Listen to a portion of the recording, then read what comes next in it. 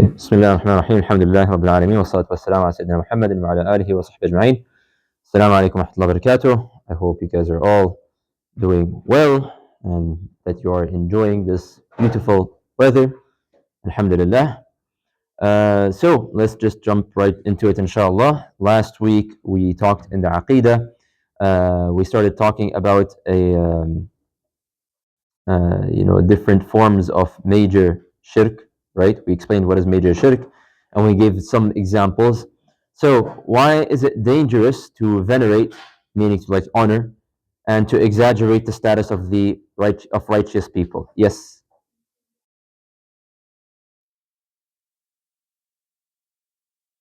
So it leads to major shirk, right?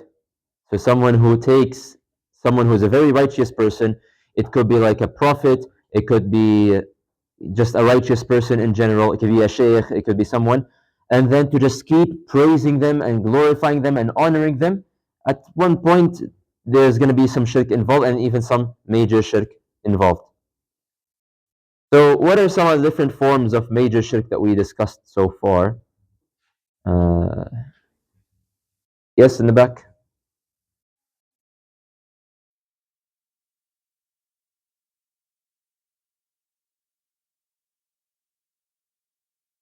Okay. This is microphone. Yeah. So yes, correct. So we mentioned, of course, the concept of giving sacrifices, right? Sacrificing animals. That should only be done for the sake of Allah Azza wa Jal, for nobody or for nothing else.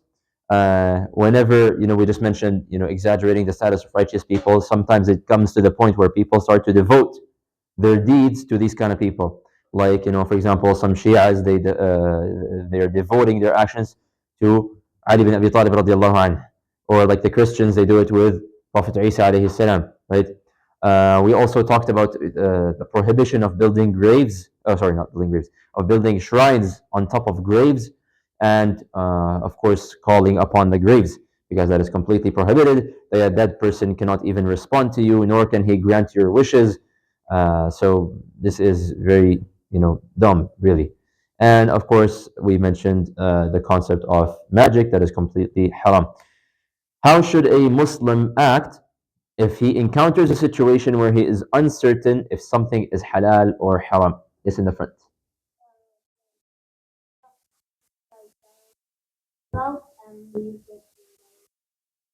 Very good. Okay.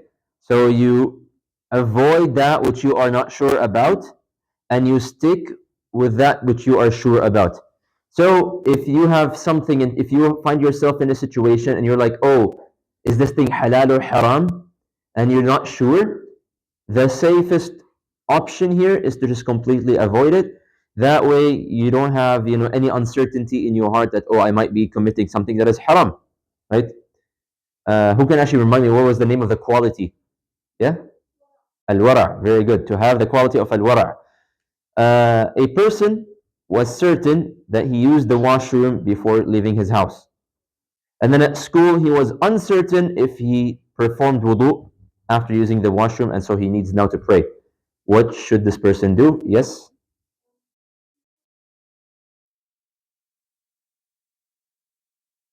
Excellent. Very good.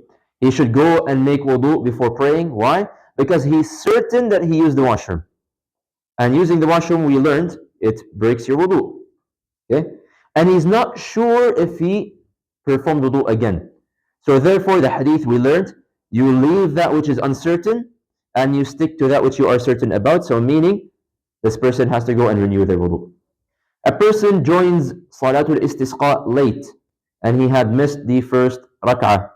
So what should he do when the Imam does taslim? Someone knew yes in the corner, yeah.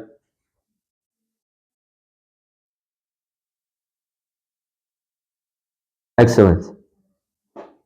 Very good. Very good. So this is, by the way, the same ruling as we mentioned when it comes to Eid prayer. So we have Eid al-Adha coming up. Not too long from now, inshallah. So you guys should know. Inshallah, of course, you should be coming to the masjid early for Eid prayer so that you don't have to run into this situation. But in the case where you run into Eid prayer, like in this kind of situation in Eid prayer, or in Salatul Istisqa, whenever that ends up happening, if you end up missing the first rak'ah, now just like the normal prayer, right, when the Imam does the taslim, you have to make up that rak'ah. So first of all, you have to stand up, say Allahu Akbar. Okay? However, in Salatul Eid and Salatul Istisqa, we mentioned there's something different here because there are the additional takbirat. You guys have all prayed Salatul Eid before, and you know how the Imam says Allahu Akbar and then says Allahu Akbar again, and for the third time, and the fourth time, and the fifth time, and the sixth time, right? Okay? However, this person already caught one rak'ah. Okay? So the Imam's second rak'ah was this person's first rak'ah, right? Because he caught up with the second rak'ah of the Imam. So he's already finished his first rak'ah, so he has to make up the second rak'ah. And we mentioned that in Salatul Istisqa, second rak'ah, this person has to add 5 additional takbirat. Make sense?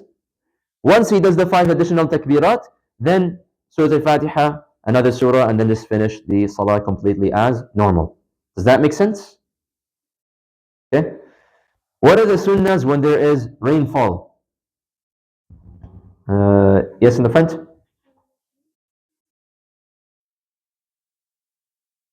Okay, so making a dua, very good. We mentioned rainfall. A lot of people don't know this, but it is a time when dua is accepted. So therefore, whenever it is raining, instead of people complaining and be like, oh no, it's raining, the weather is not nice, just instead of us complaining, raise your hands up to Allah Azza wa Jal and start asking Allah Azza wa Jal, making dua, asking Him for anything, because it is a time of acceptance. We also mentioned exposing oneself to the rain. So that doesn't mean you need to get drenched in the rain, okay? You don't get soaked in the rain, otherwise you're probably going to get sick. But you should walk a little bit under the rain. You know, let the rain go on your skin, on your clothing a little bit, because this is what the Prophet ﷺ did. And we mentioned that in the Quran it even mentions it is a physical purification, because water is pure and it cleans you, right? You can even collect it, you can use it for drinking. And it is even a spiritual purification from the influence of the shaitan. And so exposing oneself to the rain. And also we mentioned that there are certain du'as that the Prophet ﷺ used to make whenever there is rain. Who can remind me? Has anyone actually memorized any of these du'as? And by the way, remember that the whole reason that I'm mentioning these du'as for you is so that ideally you can go and memorize them so that you can use them, right? You're not just coming here to watch, right? Yes? Allahumma sayyib. Allahumma barik. MashaAllah. Answers the questions and just walks out, mic drop and just leaves. MashaAllah. Okay. So Allahumma sayyiban nafi'an. Allahumma sayyiban nafi'an.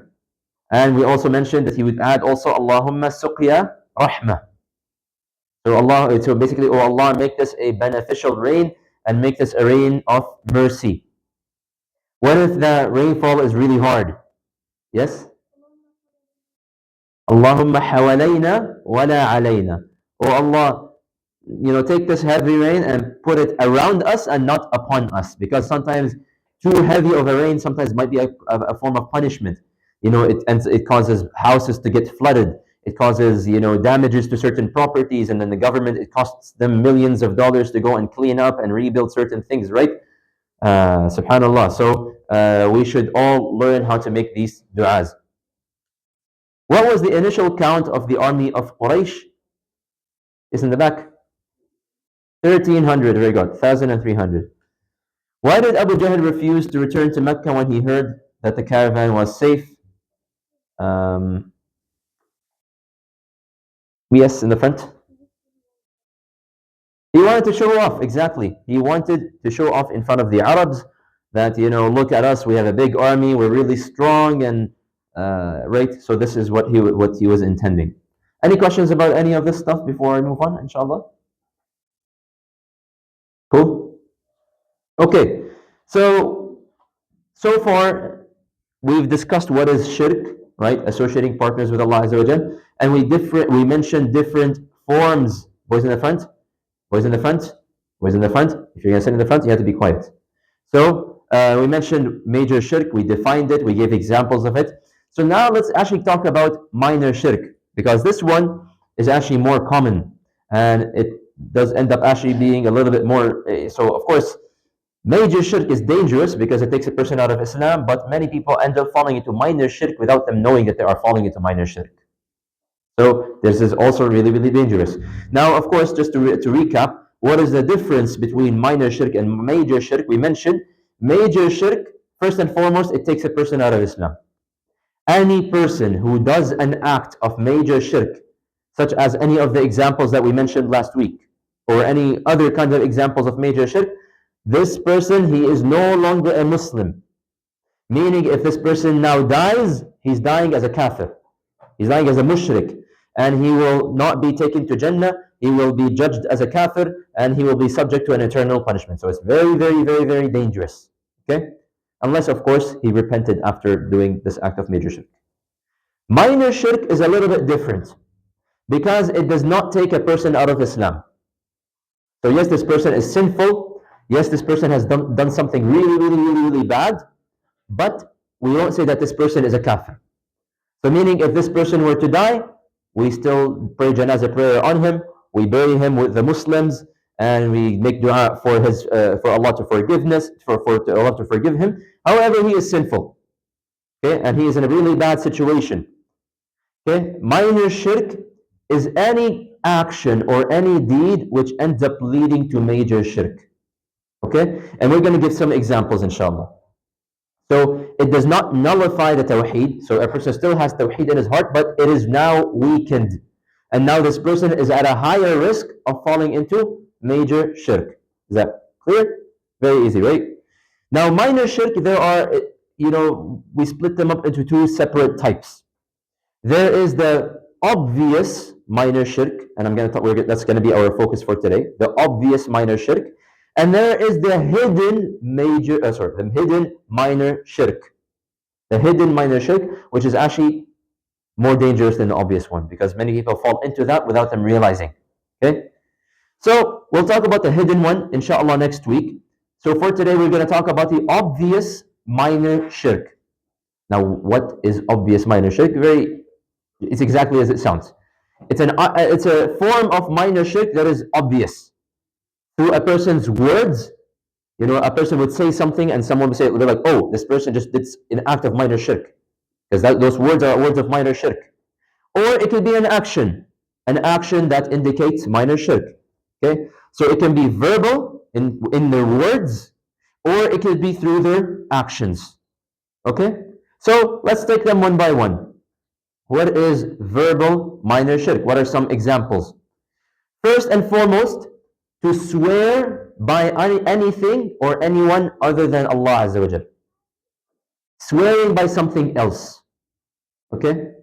So of course, as Muslims, and we mentioned this previously in a hadith, that the Prophet ﷺ commanded the Muslims, do not swear by your fathers, because that's what the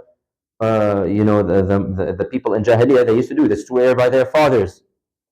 And he says, rather you should only swear by Allah Azza wa Jal. So as Muslims, the only thing you're allowed to swear by is by Allah Azza wa Jal. And this is, we always hear it as Muslims, we always say, Wallahi, right? So Wallahi, I didn't do it. Wallahi, I paid him the money. Wallahi, right? So as soon as you say Wallahi, now you are swearing an oath to Allah Azza wa Jal. And as I mentioned before, we're not going to go into the detail, we've already mentioned this in a previous lecture. This is why you should not use the word Wallahi very lightly, okay?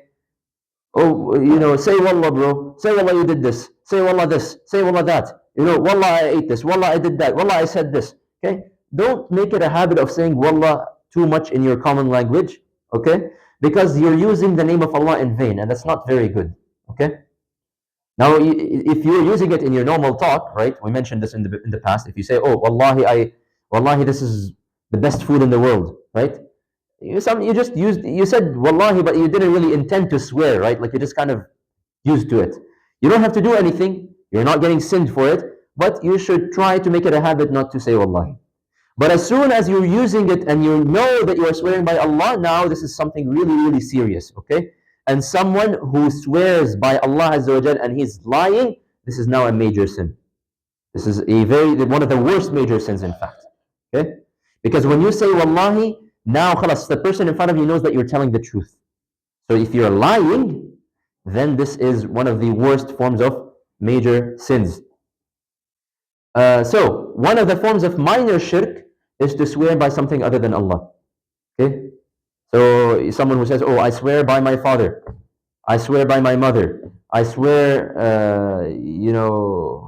I swear by this and that, or whatever, right?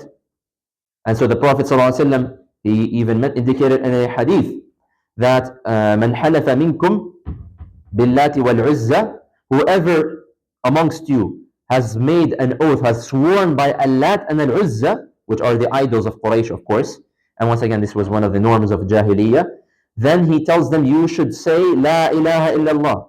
Why? Because you just committed minor shirk. Okay?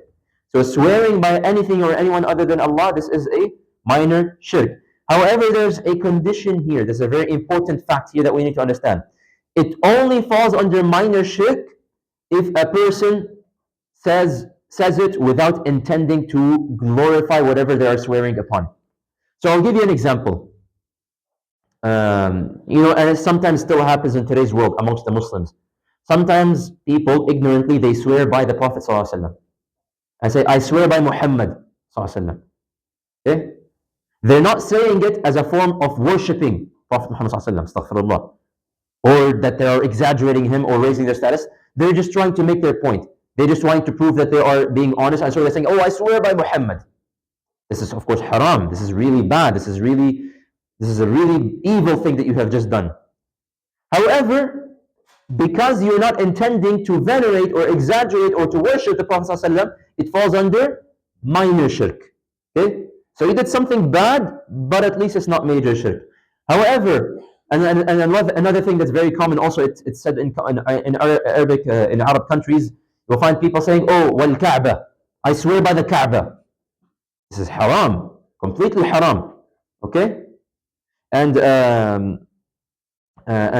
so rather, a person should say, and in fact, even the Prophet ﷺ, he taught the Sahaba to say, وَرَبُّ الْكَعْبَةِ, that you swear by the Lord of the Kaaba. You don't swear by the Kaaba, okay? Because this is haram, this is not allowed, this is minor shirk. But as soon as you intend to swear on, if you swear by something, intending to venerate or glorify or exaggerate that thing, that is now major shirk, okay? Because swearing, you only swear by, something that you venerate, that you glorify, that you worship. So as soon as you swear by something else, intending worship, this is now what? Major shirk. Does that make sense? Is that clear? You have to understand this is really important. Is that clear? Very good. And even there's a saying by Abdullah bin Mas'ud radiyallahu anhu, where he says that for me, it is more beloved to me to swear by Allah and lie, even though it's a major sin, than for me to swear by anything other than Allah. So he's saying that yes, swearing falsely by Allah, it's a major sin, it's horrible, really, really bad. But if I were to pick between swearing by Allah and lying versus swearing by anything else, I would at least choose swearing. Like I would say, swearing by Allah and lying is at least better than swearing by something other than Allah. This is the words of Abdullah ibn Mas'ud. Why? Because one of them is shirk and the other is a major sin. Which is worse, shirk or major sin? They're both really, really bad, but shirk is still even worse. Does that make sense? Cool, move on. Another form of verbal minor shirk is to say anything along the lines of whatever Allah wills and you will. Okay?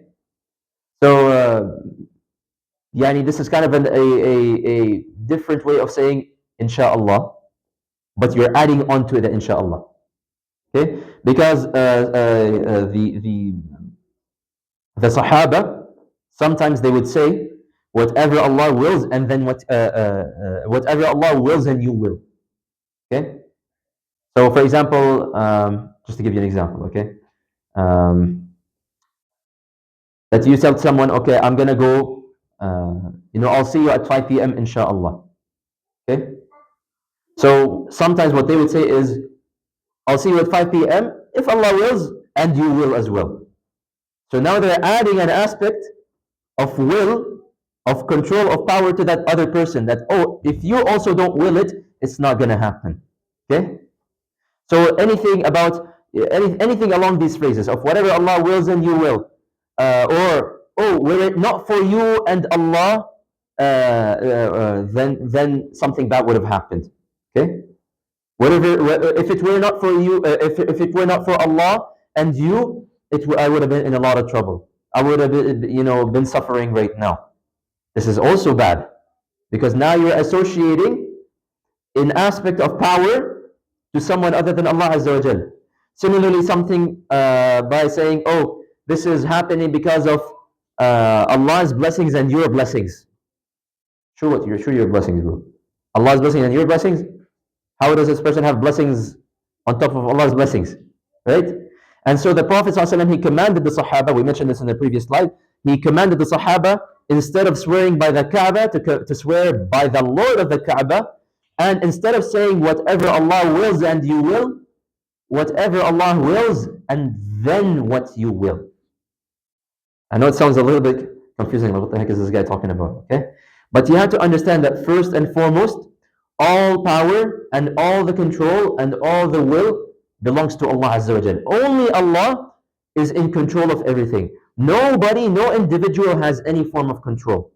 Okay? We mentioned this in the concept of qadr. Remember, if I take you back to the belief of al-qada and al-qadr, one of the pillars of an iman, we mentioned Allah has the ultimate will. Allah wills anything and everything. Okay? However, there is an aspect of, there is whatever our actions are, all our actions are scoped within the will of Allah Azza wa Jal. Okay? And so this is what this phrase is saying. Whatever Allah wills, and then what you will. Okay? So we have to be careful of the wording that we are using when we are speaking to someone, just so that we make sure that we are not falling into any kind of minor shirk. And sometimes, by the way, there are also common expressions here in the West also that also fall under this umbrella as well. Such as, sometimes you hear people saying, oh, destiny has decided this. Or the fate has decided of this and that. Or circumstances have decided. Right? Have you guys heard these phrases before? Sometimes people say them, right? So how can destiny decide itself? How can fate decide itself? How can circumstances decide themselves? This is not permissible, because everything is under the control and the decree of Allah Azza wa Jal. Okay? So these are different examples of verbal minor shirk. There's more, of course, but we'll just stick with this. So just to summarize it, verbal minor shirk, you are saying certain words or swearing by something other than Allah Azza wa Jal, and all of this falls under minor shirk. There is also the minor shirk through actions. And we have to be careful of these things as well, because once again, we find them common in the culture that is around us. First and foremost, to wear or to hang up amulets or charms. Now, what do I mean by this? What is amulets and charms? So, sometimes people, even amongst Muslim cultures, by the way, they have certain beliefs. So, that if you hang up certain objects on the wall, or certain pictures on the wall, or certain items, if you just put them in a room, then this will make sure that no evil will afflict you, right? Or that you will not be hit with the evil eye. It's a protection against the evil eye. Or it's a protection against nightmares. Like, so here, if you go in the souvenir stores, even here, I've seen it here, like in Banff and other places, that they have this thing with it's like a web, it looks like a net, and it has like feathers attached to it, and they say, oh, if you put this, if you sleep with this next to you, then it will catch any nightmares, and that it will ensure that it doesn't that you're not going to see any bad dreams. This falls under minor shirk. And so back in our homes, even I know in my home, I'm from Syria. I know in our country we also have like the blue amulet, the blue eye. Have you guys seen that that necklace with the blue eye? Sometimes they hang it up. That's one form of amulet. Okay, or I think in Indo-Pak countries, right, Pakistan, India, they also have that red hand. Have you guys seen that picture of the red hand? They just put it up on the wall. You can look it up. But these all fall under these kind of things. They believe that, oh, if you hang this thing up, then it will protect us from any kind of evil. And it doesn't even have to be evil. Sometimes here you have certain, for example, Chinese festivals or Asian festivals, and they sell you these, something like this red picture. They sell you this red tag or this red bag, and they say, oh, this is a good luck charm, right? If you hold it with you, if you keep it with you, or if you hold it in your hands, then you will have good luck. You will be subject to good fortune, right? We've heard this before, or probably have seen it, or maybe even on certain TV shows, right? So this also falls under minor shirk, right? And the Prophet ﷺ made it very, very clear. Whoever wears or hangs up any of these amulets or charms, he has associated something with Allah. Why? Because now you are saying, basically, that this charm or this eye or this item or this object, it has a certain power in it. Okay? And some people say, oh, yes, we understand it. Allah is in control of everything, but this is also a way for us to be protected. So this is minor shirk. But there's a catch here as well. And once again, it's important to understand. As soon as someone believes that this item in itself, without Allah, has the ability to ward off evil or to give me good luck, this is major shirk. Do you understand the difference? Okay? So just wearing and hanging up these objects, this is minor shirk. But as soon as I believe in my heart that this item or this object, this truly has the power to bring me good luck or to ward off evil, this is now major shirk. Okay? So we have to understand this, and we have to be careful of these kind of beliefs or certain the practices that people do. And so honestly, I don't know what's in your houses. If you see these kind of items in your houses, at the end of the day, many of our parents, they came from home countries, right, where these practices are being done. Then perhaps you should advise them, or just take them off altogether. Now, on this note, some people, what they do is they hang up Quran. Okay, so they hang up Quran in their house. So they have Ayatul Kursi or Surah Al-Ikhlas or all of these things. Does that fall under this? The short answer is no. So you don't have to be worried about minor shirk. Okay? Hanging up Quran is not a form of minor shirk. However, Ayatul Kursi gives protection when it is recited, not when it is hung up. Okay? So some people think, oh, because I have the Quran hung up in my car and it's like, it's dangling in my dashboard, or that I'm putting it in my glove box, or that if I'm hanging up Ayatul Kursi in my room, then the shaitan will not enter, it will not come close to me. That's not how it works. You want Quran protection through the Quran, you have to be reciting the Quran. You have to be opening the Quran, okay? So just placing it there is doing absolutely nothing. It's just a form of decoration, okay? And on that note, Quran should not be used as a form of decoration, okay? So scholars have said many things about this, and I'm not going to go into that, but at the very least, just have the comfort, it's not minor shirk, okay? Or actually, no, I'll take questions in a second. Similar to this, it's on the same wavelength, to believe in superstitions or in certain bad omens. So, of the common ones that we have here in this country, the black cats crossing the street, right? What does that indicate? Bad luck, right? Oh, a black cat just crossed the street, something bad's going to happen, an accident is about to happen. Or you just walk under a ladder, or your mirror got broken, or the number 13. Subhanallah, like if you go to certain buildings, the number 13 is not even there in the elevator, right?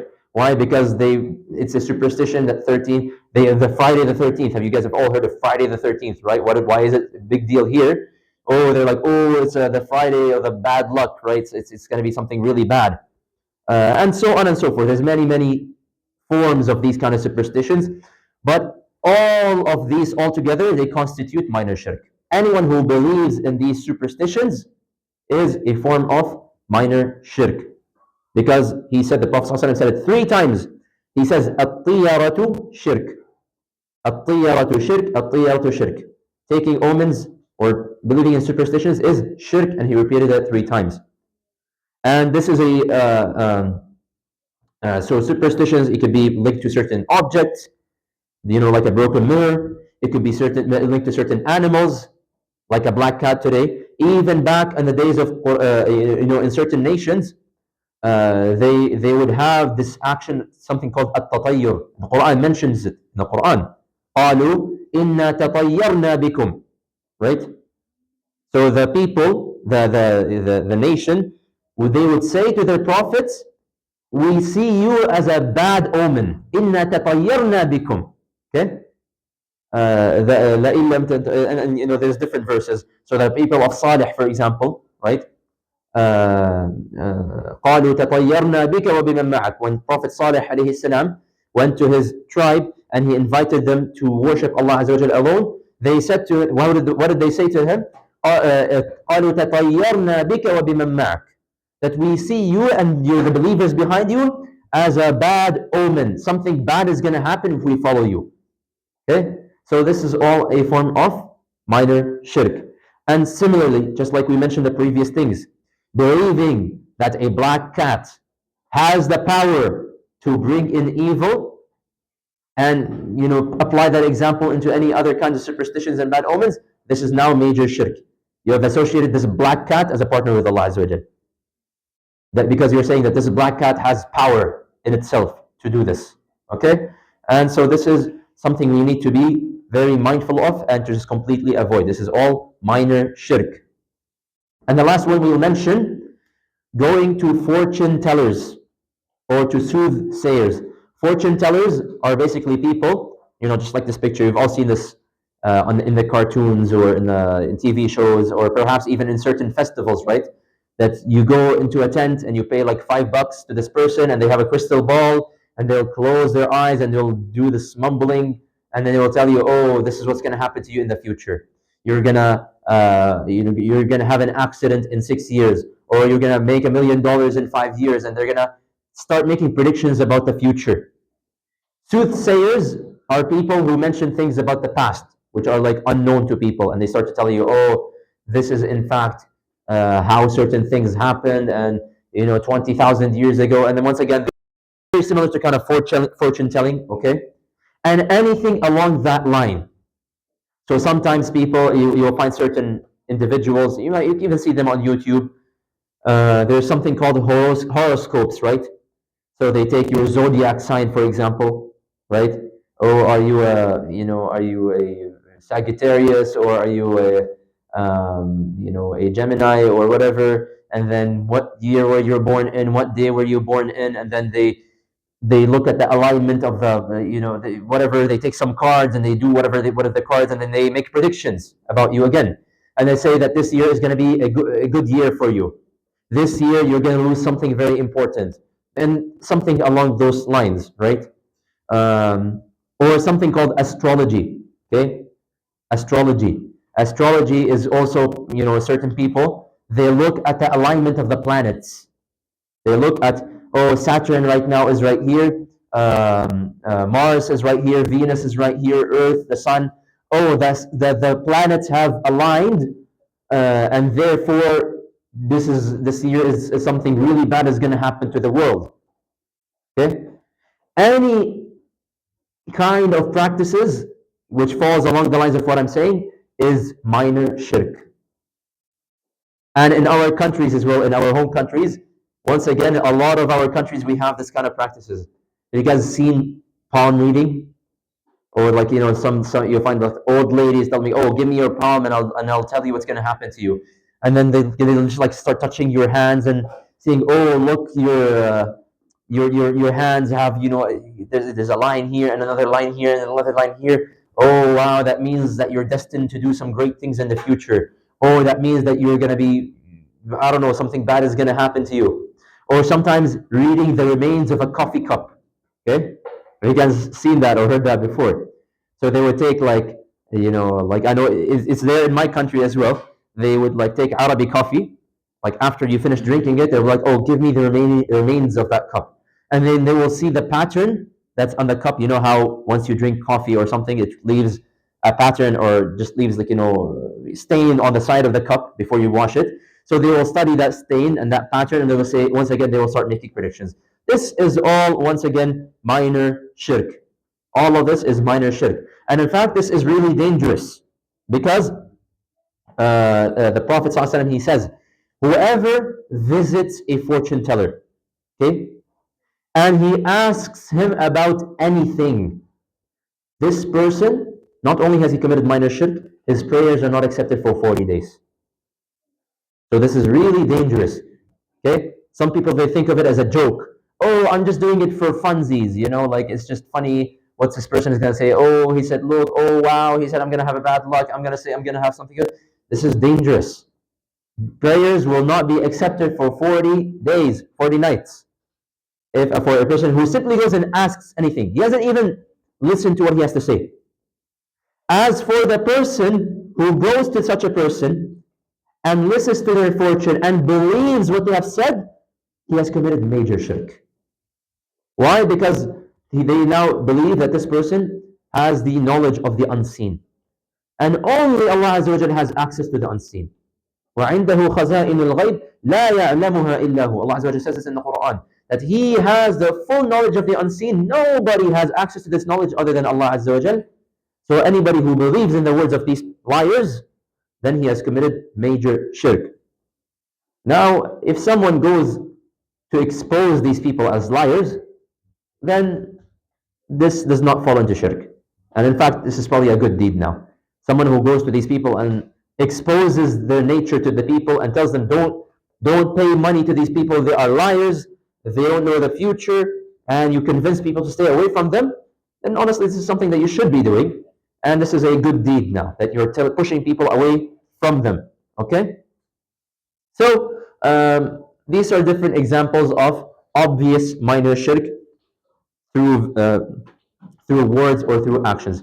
Are there any questions about this? Yes.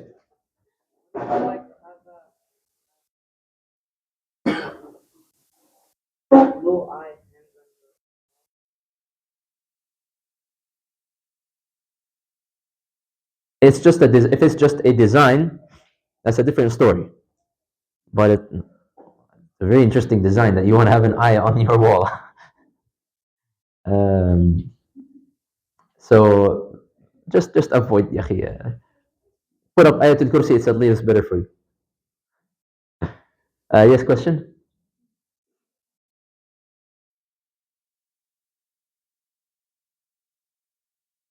If it's asking them for what, sorry?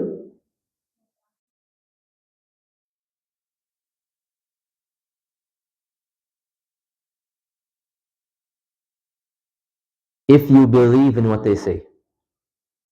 So asking them is minor shirk. So you ask this person like, give me my fortune, and then they ask you all these questions, and you answer all of their questions, and then they give you your fortune, and then you're like, yeah, this guy's a fake. Okay, so you're not believing that this guy has power, but you just ask this person questions. So just the action of asking them questions is a form of minor shirk. But as soon as he gives you your fortune and you say, oh, I believe in what this man says, this is major shirk. Make sense? Yes? Question in the back?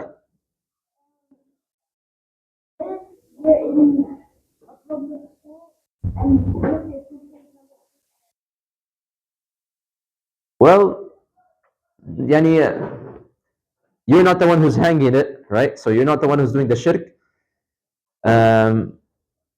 Maybe try to convince them to take that off the wall. If they can't convince them, then at the very least, you don't hang that blue eye on your wall. Okay? Yes?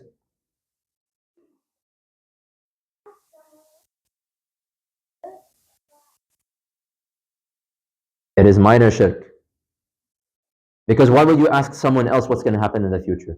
Like, you expect them to give you an answer that, do you honestly think that they will be able to tell you the future? Nobody's going to tell you the future. Okay? That's why it's minor shirk. Yes?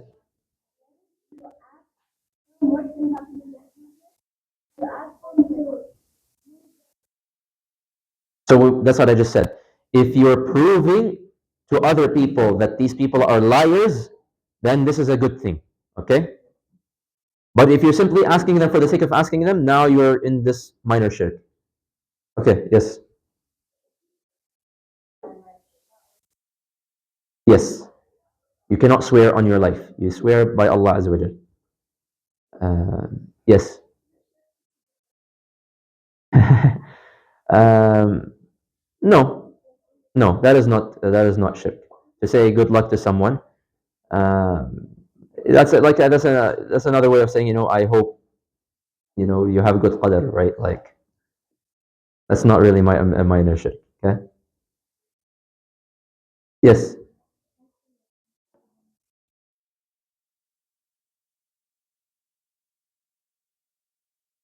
Yes.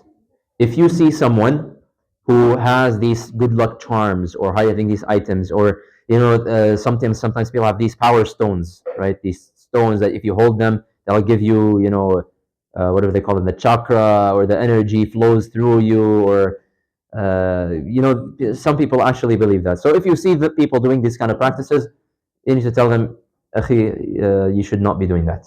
Okay, but with wisdom, of course. You're not gonna like smack, take that thing out of their hands and you throw it on the floor and step on it, and be like, "Astaghfirullah," like, um, and they'll be like, "What's wrong with you?" Right? Like, so just be wise about how you approach these people. Yes, Eva.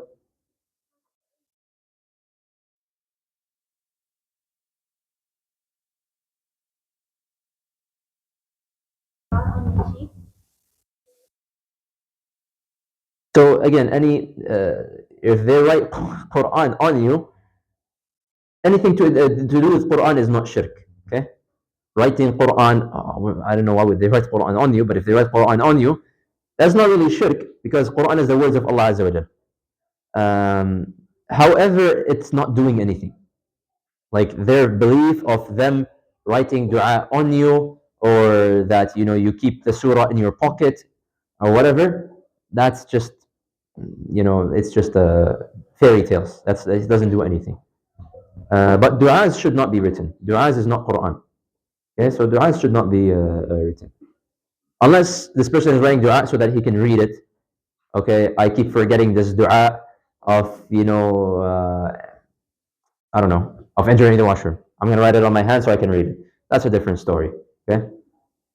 Um, Even though that also should not be done, because if you're entering the washroom, now you have the name of Allah in your hand and you got to erase that. Right? So, anyways, any more questions? Because we need to move on. Yes?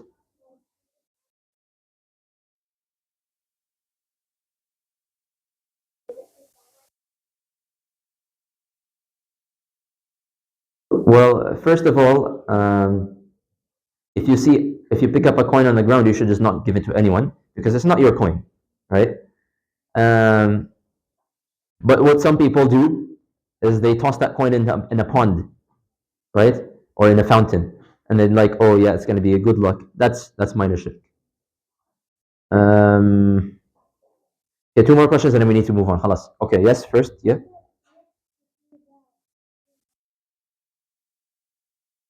No, so it's the same as the other question, like saying good luck, or oh subhanallah, that's so lucky.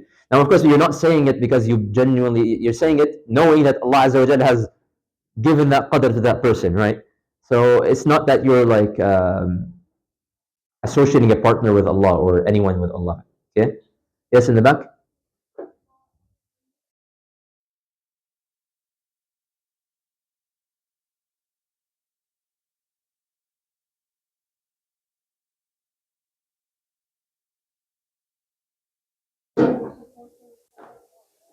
Exactly. Yes. So if you see someone, wearing a necklace that says Allah on it, or has a surah on it, or whatever, okay, and they genuinely think that this is giving them protection, you should go and correct their understanding, telling them, Ya akhi, you want protection, you have to recite that dua. You have to recite that verse of the Quran. Okay? It's not sufficient for you to write it on the wall, or to just put it as a necklace or put it on your bracelet or whatever. That's not enough. It has to be actually recited. Okay? Last question. Yes. I have luck. I mean, that's a. So that's just what that's what he just asked. Oh, that's so. I'm so lucky. And you should probably try to replace these phrases with things like Alhamdulillah, right? Instead of oh, I'm so lucky, or instead of saying oh, you're so lucky, say Allahumma barik, right? So get used to always associating everything to Allah Azza wa Jal, just so that you avoid yourself in these situations where you're like, oh, is it shirk or not? Last week we remembered, we learned, if you're not certain about something, avoid it and go to something that you are certain about. So you will never go along by saying Allahumma barik, MashaAllah, Alhamdulillah, right? All of these things. Instead of saying, oh, I'm lucky, you're lucky, good luck, right? Say, may Allah be with you, instead of saying good luck, right? So, these kind of small things, they make a difference, right? So okay, hopefully this makes sense. We'll take some questions later, inshallah.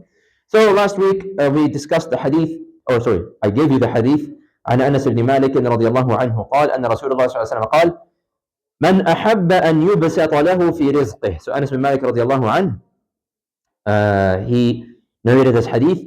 Whoever would like his provision, his rizq, okay, to be expanded, وأن ينسأ له في أثره, and for his life to be extended. This is very interesting. So this person wants a longer life. فَلْيَصِلْ رَحِمَهُ. So let him uphold the ties of kinship. Let him maintain the ties of kinship. So before I explain this hadith, I want someone to give it a try and explain this hadith. Yes, Eva?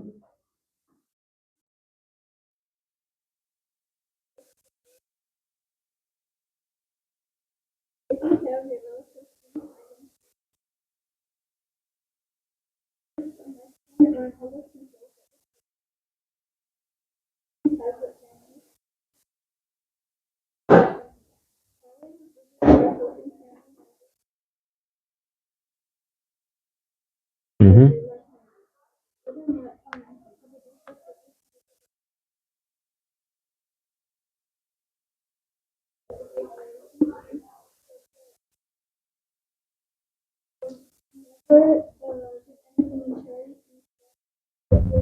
Mm-hmm. الله بارك. وأنا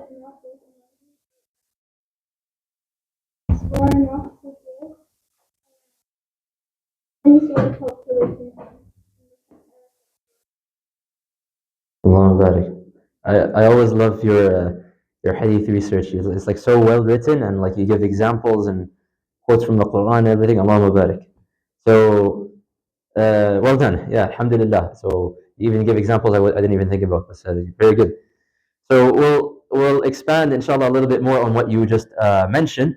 But first here, I actually changed one of the terminology that I usually actually put at the end of the hadith. Has anybody noticed that?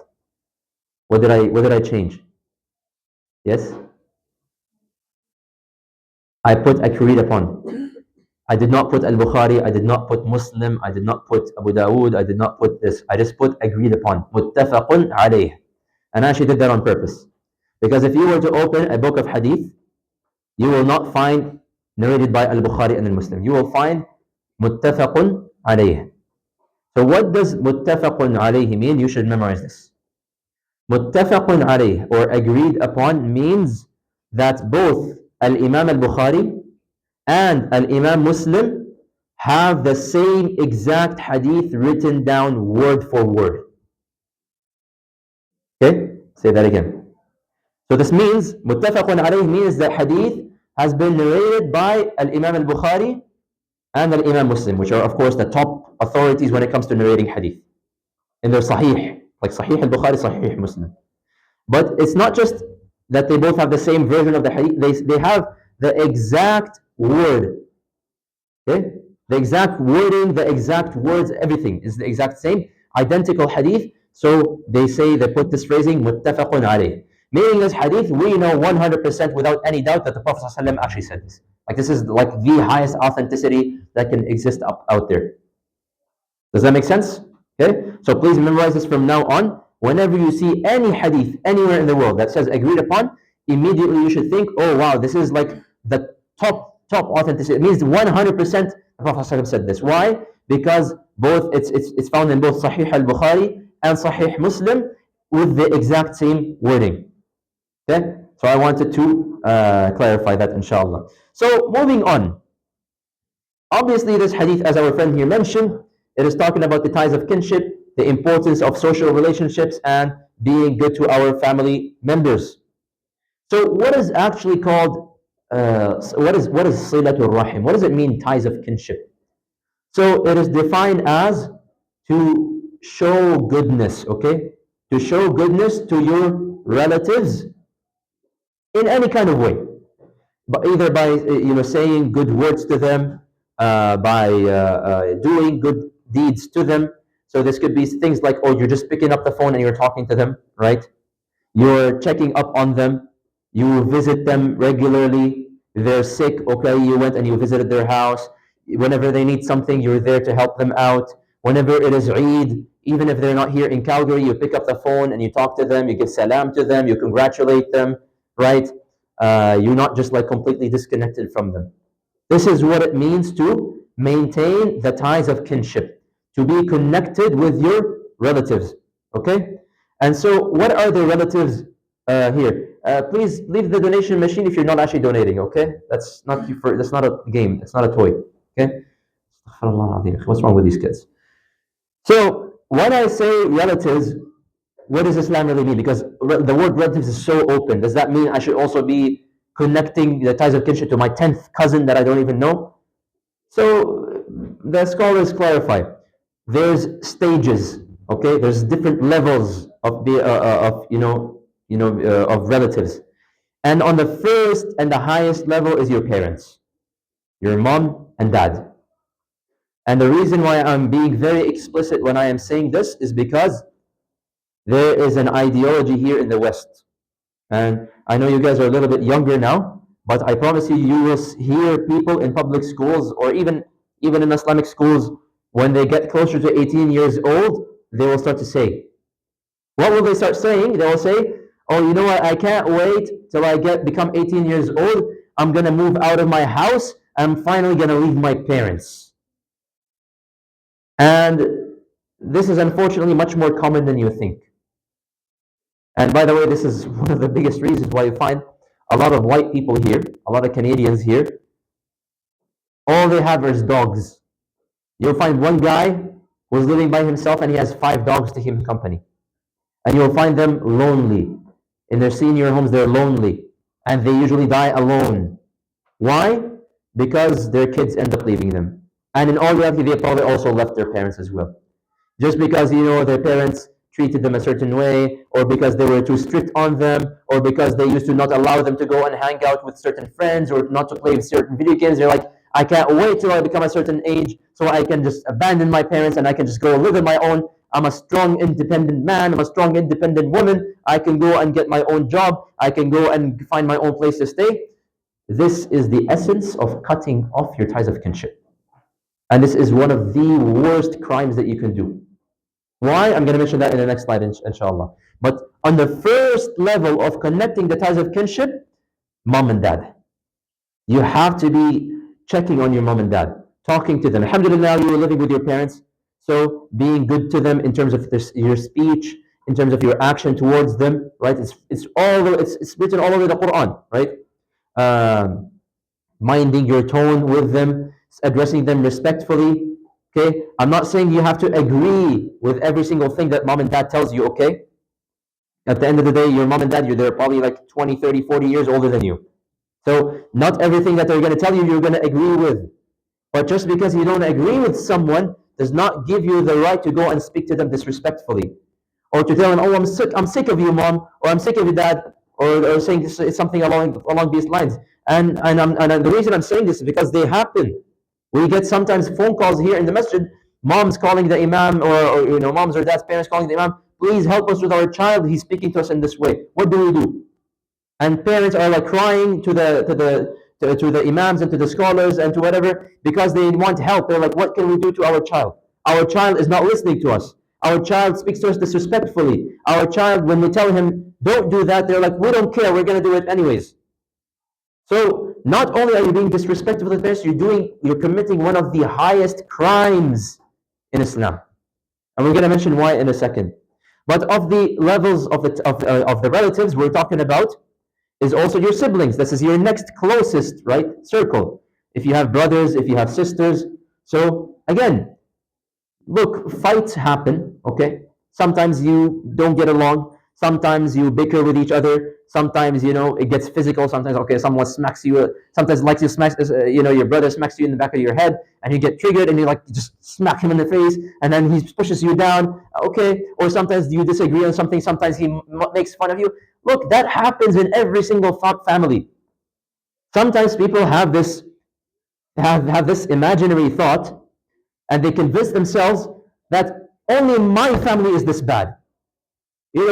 It's only my parents that are always fighting. Why can't I have a normal family? My siblings are always mean and rude to me. Why can't I have just a normal siblings?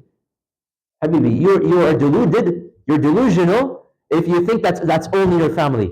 That is literally every single family in the world. Do you think that every single mom and dad just don't get in fights every now and then? Do you think that every single sibling in the world are, mashallah, so lovey-dovey and just getting along and never bickering and never getting into any fights? What kind of Disney movie are you in, Harry? Right?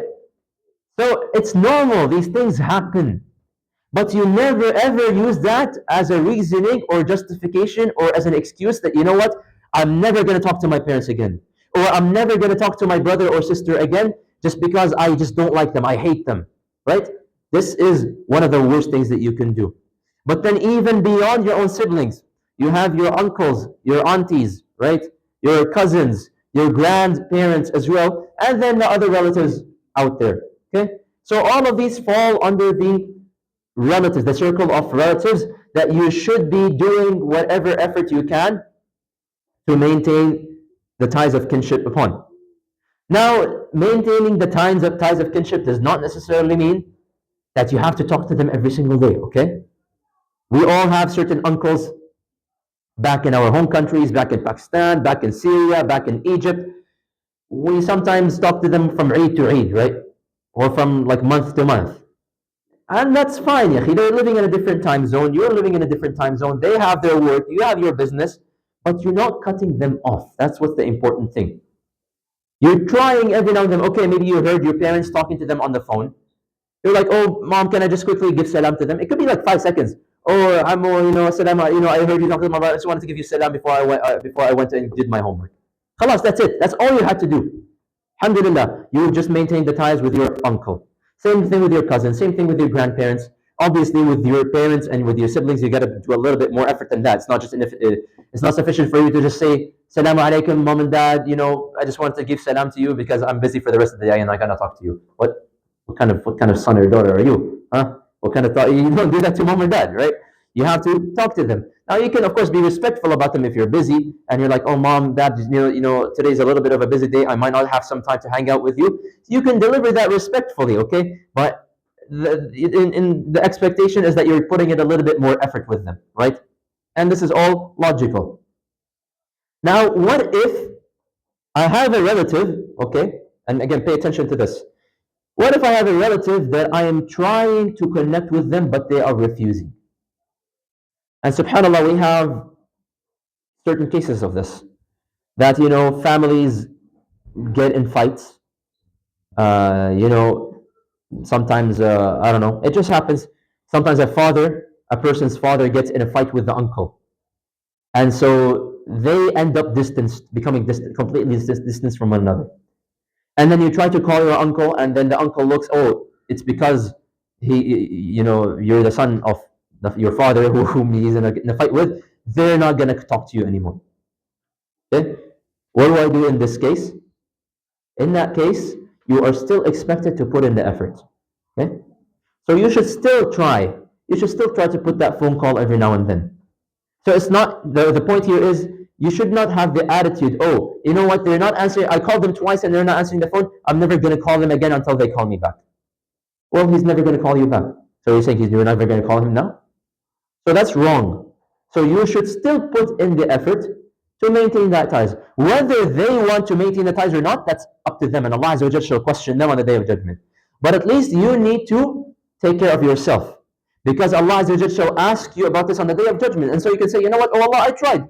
I picked up the phone, I tried to call my uncle, I tried to call my cousin, I tried to call my grandma.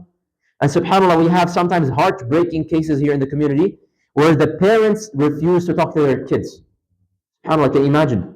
Sometimes we have such heartbreaking cases here in the community where we had sometimes kids or, young adults, perhaps when they were younger, they did certain things they shouldn't have done with their parents. They got in fights with their parents. And then 10 years later, they felt bad about it. They regretted it. They wanted to repent to Allah Azza wa Jalla. So we tell them, you know what, brother? You should pick up the phone. You should talk to your mom. You should talk to your dad again. You should sit down, sort it out. And it's not good for you to be disconnected with your parents. But then the parents, they refuse, for example. Or sometimes, by the way, it's the other way around, right? Sometimes the parents, they for example, kicked their kids out of their house 10 years ago or something. And then they felt bad and they were like, you know what? I feel bad about this. I shouldn't have done this. I want to reunite again with my child. And then the child, says, no, I hate my parents. They kicked me out. I'm never going to talk to them in my life. This is wrong, okay? But what is the expectation? Is at least for yourself, you're putting in the effort to try to maintain that, closeness with your relatives. So I hope all of this, makes sense. And again, we can give many examples from the Quran and from the authentic Hadith as well. Many examples are out there. We don't have the time to go through them right now, but you get the gist of it. So now we go back to this Hadith. Whoever maintains and upholds and connects the ties of kinship, then he shall of course have the pleasure of Allah Azza wa Jalla, and he will be rewarded in hereafter. However, there is also two worldly rewards that he shall get. His rizq meaning what? Not just the money. It could mean money. It could mean health. It could mean just a good life in general. So that will be increased, and his lifespan shall become longer as well. So some people, they're like, oh, how can I? You want to live a longer life? Then you connect with your relatives. This is a promise of Allah, of the Prophet ﷺ, telling us what Allah Azza wa Jalla has promised. Now, what is the dangers, on the other hand, of cutting the ties of kinship? Especially, of course, when it comes with the parents or siblings, and any kind of cutting the ties of kinship. Allah Azza wa Jalla speaks very strictly about this in the Quran. In Surah Muhammad, Allah Azza wa Jalla says, فَهَلْ عَسَيْتُمْ إِن تَوَلَّيْتُمْ أَن تُفْسِدُوا فِي الْأَرْضِ وَتُقَطِّعُوا أَرْحَامَكُمْ. That he's speaking about a certain group of people, that you would end up spreading corruption in the land and cutting the ties of kinship. So look how Allah Azza wa Jalla is cutting the ties of kinship with causing corruption in the land. Cutting the ties of kinship with causing corruption in the land. And then Allah Azza wa Jalla says, أُولَٰئِكَ الَّذِينَ لَعَنَهُمُ اللَّهُ. Those people who do this, who cut the ties of kinship, Allah's la'na shall be upon them. Allah's curse shall be upon them. فَلَعَنَهُمُ اللَّهُ. What does that look like? فَأَصَمَّهُمْ وَأَعْمَى أَبْصَارَهُم. He shall cause them to become deaf and blind. Not physically. That person doesn't just all of a sudden lose their sight and lose their hearing. It means they will lose their sight and hearing in terms of recognizing the truth. It means they will see something as the truth, but they will not know that it's the truth. They will see the truth, they won't be able to recognize it. They will hear the truth, they will hear the reminders, they will not be able to recognize it. This is how Allah's curse comes in. Meaning it's just an expulsion out of Allah's mercy.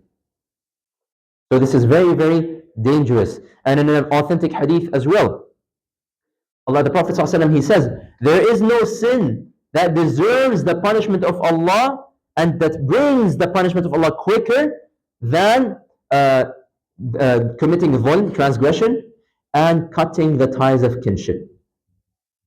So this is a very, very big deal. In Islam, maintaining ties of kinship is a really, really big deal. And so once again, I go back to this point. I get it. Sometimes you don't get along with parents or with siblings or with uncles, aunties, cousins, grandparents, whatever. But now you need to look at it from a different perspective. You're not doing it for their sake. You're doing it for the sake of Allah Azza wa Jal. You're doing it so that you may be rewarded and so that you can protect yourself from this curse. Whether they want to connect with you or not, that's not up to you. You don't care. Okay? You did your best. Whether they want to connect back with you, that's up to them. And Allah shall question them about it, and they might now fall under this ayah if they refuse to connect with you. But you need to do your effort as well. Now, before I conclude the hadith, I just want to quick comment on this. Extended life and increased provision. Everybody's dream, right? Everybody wants to live with $1 million and well, nowadays even $1 million is really even much. So nowadays people, want $100 million so that they can live their life, and just do whatever they want in their life, or they want to live a long life. People don't like dying, and they're like, I wish I can have I'm gonna live a long life with good health, and I don't get sick, and all of these things, right? It's everybody's dream. However, we have to realize increased wealth and increased life or extended life is not always a good thing. I just wanted to emphasize this before I concluded. It's not actually always a good thing, because how does a person who makes a dua, so like someone makes a dua to Allah, oh Allah, make me live a long life. Is this a good dua? Not necessarily. Why? Oh Allah, grant me more money. Is this a good dua? Not necessarily. Why? Because what if Allah answers that dua, and as a result of this dua, this person lived a longer life and ended up committing kufr, ended up leaving Islam, such that if he had a shorter life, he would have died a Muslim. But he is now granted the longer life, and he did not die as a Muslim. So that extended life did not come to his benefit. Same thing with more money. People say, well, I want more money. Okay, what if a person is given more money, and because this person has now been given millions of dollars out of nowhere, this person now does not care about salah, does not want to give zakah, does not, worship Allah the way that he should be worshiping Allah, and so he does not care a bit anymore about Islam. Was that increased wealth good for him? Was that increased money good? It was not good. And so this is why when you want to ask Allah for money and life, you should always add, that will be beneficial for me. Oh Allah, grant me a long life upon Iman, and that will be beneficial for me. You have to specify that. You're not just asking Allah for a random long life. No, I want a long life so I can worship you more, Allah. So I can do more good deeds. So I can have more good deeds. I can have a longer time to collect even more good deeds in my life. That's a beneficial long life. Same thing with the money. Oh Allah, grant me money so I can use it in your worship. Oh Allah, grant me money that will not cause me to leave Islam, or to take it easy on my worship, or to leave my worship, your worship, right? So you have to specify these things in your dua. So that's why I'm emphasizing this, because it's a very common dua. People always, say, oh Allah, I want more money. Oh Allah, I want to live a long life. Oh Allah, I want more health. Oh Allah, I want this. Oh Allah, I want that, right? You're asking things for your dunya, and that's fine. Allah tells you in the Quran, ask Allah, and Allah shall give you. But be careful what you are asking for.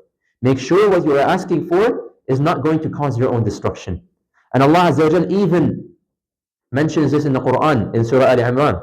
وَلَا يَحْسَبَنَّ الَّذِينَ يَبْخَلُونَ بِمَا آتَاهُمُ اللَّهُ مِنْ فَضْلِهِ هُوَ خَيْرًا لَهُمْ. Okay? No, there was the one before it. وَلَا يَحْسَبَنَّ الَّذِينَ كَفَرُوا أَنَّمَا نُمْلِي لَهُمْ خَيْرٌ لِأَنفُسِهِمْ.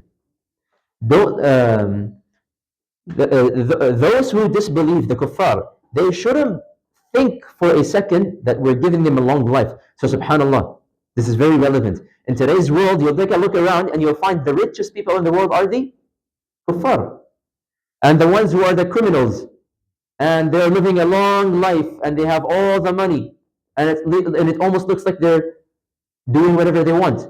Like, right, you see people like, like Netanyahu, like Donald Trump, like Elon Musk, like all of these evil people, wealthiest people in the world, most powerful people in the world, and they live a long life with good health, with a proper family and everything. But Allah Azza wa Jalla tells us in the Quran, those people should not think that we are giving them so much space, long life and extra wealth, because we want them with good for them. No. إِنَّمَا نُمْلِي لَهُمْ لِيَزْدَادُوا إِثْمًا.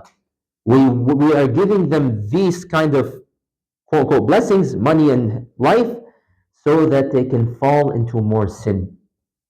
So we learn from this ayah, sometimes extended life and increased money is a punishment from Allah Azza wa Jal, to cause a person to go even worse, so He can punish him even more severely on the Day of Judgment. So be careful what you ask for. You want to ask for wealth and life, no problem, but always specify that you're doing it so that you can please Allah Azza wa Jal. Make sense? So we'll share. Of course, I'll share this next hadith in the group chat for next week, inshallah. Before that, are there any questions?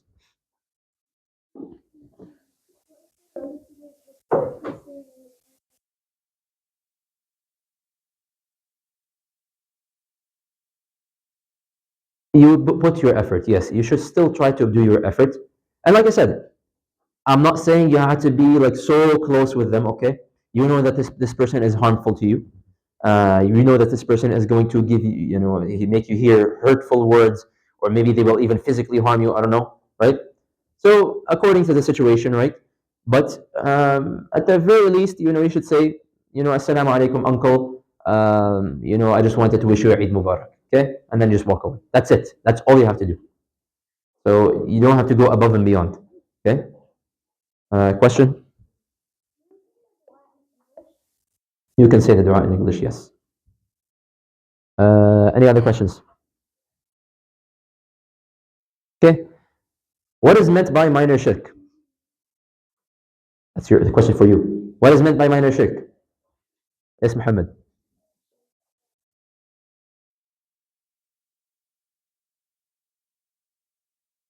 Very good. So it's a really bad thing, okay? Actions or deeds that lead to major shirk. They don't nullify tawheed, but they weaken your iman. A person swore an oath by something other than Allah, but he did not intend to venerate it. Is this minor or major shirk? Um, Eva? This is minor shirk. Very good. However, if that person had intended, of course, to venerate or to glorify, then this is now major shirk. Is it allowed to believe that black cats crossing the street gives bad luck? Explain your answer. Um,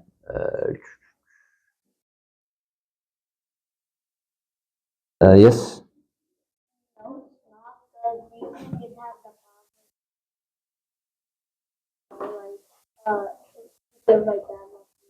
So we just mentioned, right? No, it's not allowed because believing in superstitions like black cats crossing the street is a form of minor shirk.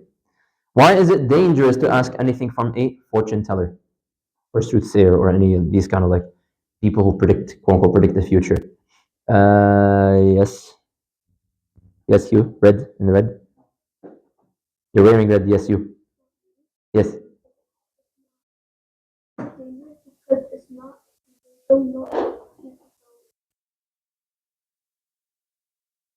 Very good. It's a form of minor shirk, and now you even risk having your prayers not accepted for 40 days. Okay? So it's very dangerous. And as soon, of course, as you believe in their word, that's now major shirk. What is meant by maintaining the ties of kinship? What is meant by Silatul Rahim? Yes, in the very back. So showing goodness, right, to the relatives through your words, through your actions, right, towards your parents, siblings, uncles, aunties, all of these relatives. What are the rewards of maintaining the ties of kinship? This should be like the freest questions the whole of the hadith is all about. Yes, in the back. Increased provision and longer life, and of course the pleasure of Allah. Why is it dangerous to cut the ties of kinship?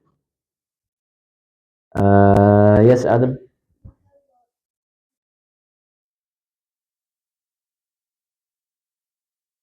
Allah curses such people in the Quran. Very good. Is it always good to ask Allah for extended life? And explain your answer. Mm, no New York people want to answer? You get a candy, by the way. Okay. Yes. No, no, no. Over there. Pink hijab. Pink hijab. Yes, you. Yes, you.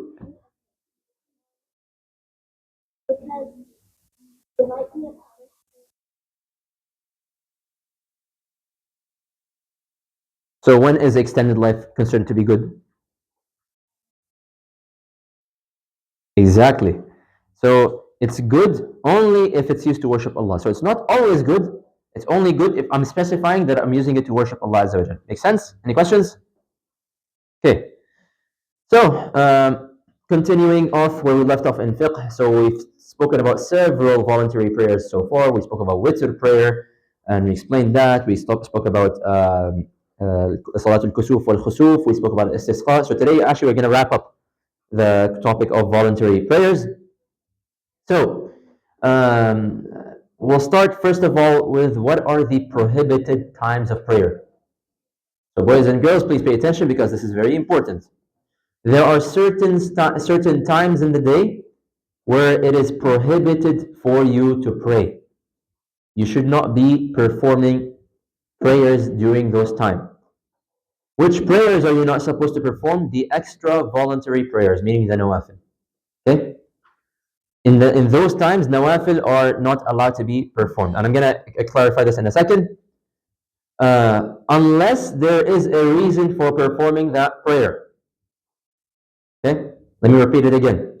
So there are certain times in the day where you should not be performing voluntary prayers unless there is a reason for doing so. So, to give an example, Tahiyatul Masjid. We're going to actually talk about that today.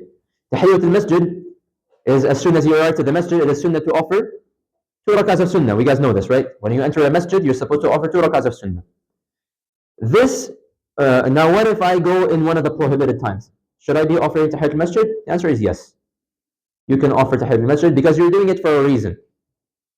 What about, we mentioned way back when we spoke about wudu, we mentioned one of the sunnahs of wudu actually is to perform 2 rakahs. Prayer 2 rakahs once you perform wudu. What if it's within one of those prohibited times? Should I be performing this prayer? The answer is yes, you're doing it for a reason. Same thing with, okay, you missed, you wanted to make up an obligatory prayer that you missed, or even a sunnah prayer that you missed, okay? Sometimes people wake up a little bit late and they miss the sunnah of Fajr prayer, and so they want to make it up later. Well, that's your reason for praying, right? So even if it's within a prohibited time, it is actually allowed for you to perform that prayer. Same thing with funeral prayer, janazah prayer, right? If it's within those prohibited times, it's completely fine. Same thing with istisqa prayer. Same thing with the eclipse prayer, so on and so forth. Any salah that you pray, where you have a reason for praying it, that's completely allowed. So what salahs then I'm not talking about, which salahs exactly then I am talking about here? I am talking about the extra nawafil that you're simply doing it in order to get some more good deeds. So like for example, mashallah, I know you guys, all of you do this, mashallah, but like you're just sitting at home bored one day and you're like, you know what? Let me just pray some more prayers. Let me just get some more good deeds for myself. There's no reason for you to be praying that prayer, but it's just, you know what, I want to do extra good deeds. And so I want to offer 2 rak'ahs and I want to just pray for the sake of Allah Azza wa Jalla, so He can be happy with me and so I can get some more good deeds. Those kind of extra good deeds, which are really, really good by the way, these are one of the best good deeds that you can do, one of the best extra good deeds that you can do. But you should avoid these kind of extra set prayers during the prohibited times. Does that now kind of make sense? So, what are these prohibited times that I'm talking about? There are 3 of them. Very easy. From after Fajr prayer until the sun has risen to the height of a spear. So, you finished performing Fajr prayer, okay? You came to the masjid, or for example, or you prayed at home, whatever, okay? You prayed Fajr Salah, okay, or Salatul Subh, okay? You prayed the Salah. From that point, as soon as you said Assalamu alaikum wa rahmatullah, Assalamu alaikum wa rahmatullah, and you finished the Salah, from that point on until the sun has risen enough up in the sky, you should not be offering any extra prayers, okay? That is prohibited. And now, of course, it mentions here until the sun has risen to the height of a spear. And we mentioned that terminology before in which prayer? The duha prayer, right? And so When does the sun rise to the height of a spear? Around 15 minutes after sunrise. Okay? Some people, by the way, here in the masjid, they make that mistake. So you go to the screen in the in the women's side or the men's side, and you'll look at the times, and you will see, oh, sunrise is at 6 a.m. And so some people, what they do is they pray Fajr here in the masjid, and then they sit down. They want to recite some Quran, they want to do some adhkar, they want to do this here and there. And as soon as the clock hits 6 a.m., what happens? They get up and they start praying. This is prohibited because they should wait for around 10 to 15 minutes after the sunrise, after that time for sunrise, then they can pray. Does that make sense? Okay? And this is again very clear in the hadith that he told one of the Sahaba, what was his name? I forgot his name. But anyways, he told him to perform the Fajr prayer, then don't pray until the sun has risen and has become high enough. Okay? In another hadith, he actually gives us the reasoning for this prohibition. Like what's so special about this time? Like, why would he tell us don't pray in this time? He gives us actually a reasoning. The Prophet ﷺ, he explains and he says, فَإِنَّهَا تَطْلِعُ بَيْنَ قَرْنَيِ الشَّيْطَانِ, that at that point the sun is rising between two horns of the shaitan. Now, what the heck does that really mean? Does that, like, where are the horns of shaitan? How is the sun rising? I don't know. Okay, nobody really knows. But it's very, very evil. It's a very bad time. It's not a good time for you to be praying because it's a time where I guess the sun is rising between the two horns of the shaitan. And he also adds onto this and he says, وَهِيَ سَاعَةُ صَلَاةِ الْكُفَّارِ, and this is the time when the kuffar pray as well. This is the time when the kuffar actually pray, so we don't pray at the same time as the kuffar. And so as a result, this is a prohibited time for us to pray. Okay? So don't pray until the sun has risen. Okay, so this is the first prohibited time from the moment you finish your Salatul Fajr or Salatul Subh, right? Until the sun has risen, enough up in the sky, it is not allowed for you to perform extra prayers. Make sense? The second prohibited time, when the sun reaches the meridian. Who can remind me what is meridian? We spoke about meridian 7 times before, yeah? The highest point in the sky. Remember, the sun, it rises from the east and sets to the west, right? So at some point as it is rising, there's a certain point in the day where it's going to be at the highest point in the sky, صح? Right? You can imagine the sun rises like this, like in a circle, and then sets like this. So at some point in the day, it's going to be at the very, very top. That's called the meridian. Okay? And usually it actually sits there for a few minutes. Okay? So this is also the hottest time usually of the day, right? The sun is at its peak, and it's usually the hottest time of the day. And we mentioned when we were talking about the times of Salah, as soon as the sun, moves from this meridian point and the second it starts to set and starts to go down, that's when Dhuhr time actually starts, right? That's when Dhuhr time actually starts.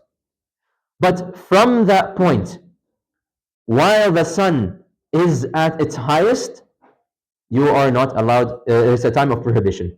You should not be praying during that time or offering extra nawafil. Okay? And usually this is a very short span of time. Once again, it's usually around 15 minutes before Dhuhr prayer. Okay?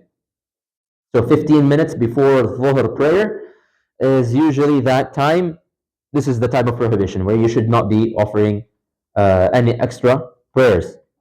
And because the Prophet ﷺ, once again, he mentions in the hadith that there are 3 times, the Sahabi is saying that the Prophet ﷺ used to tell us there are 3 times in which the prayers were prohibited for us, and even burials, like janazah, taking the dead bodies and burying them in the graveyard, they were also prohibited in these times. We mentioned already when the sun begins to rise until when it is fully up. And he says when the sun is at its height in the middle of the day until it passes the meridian, until basically it starts its decline.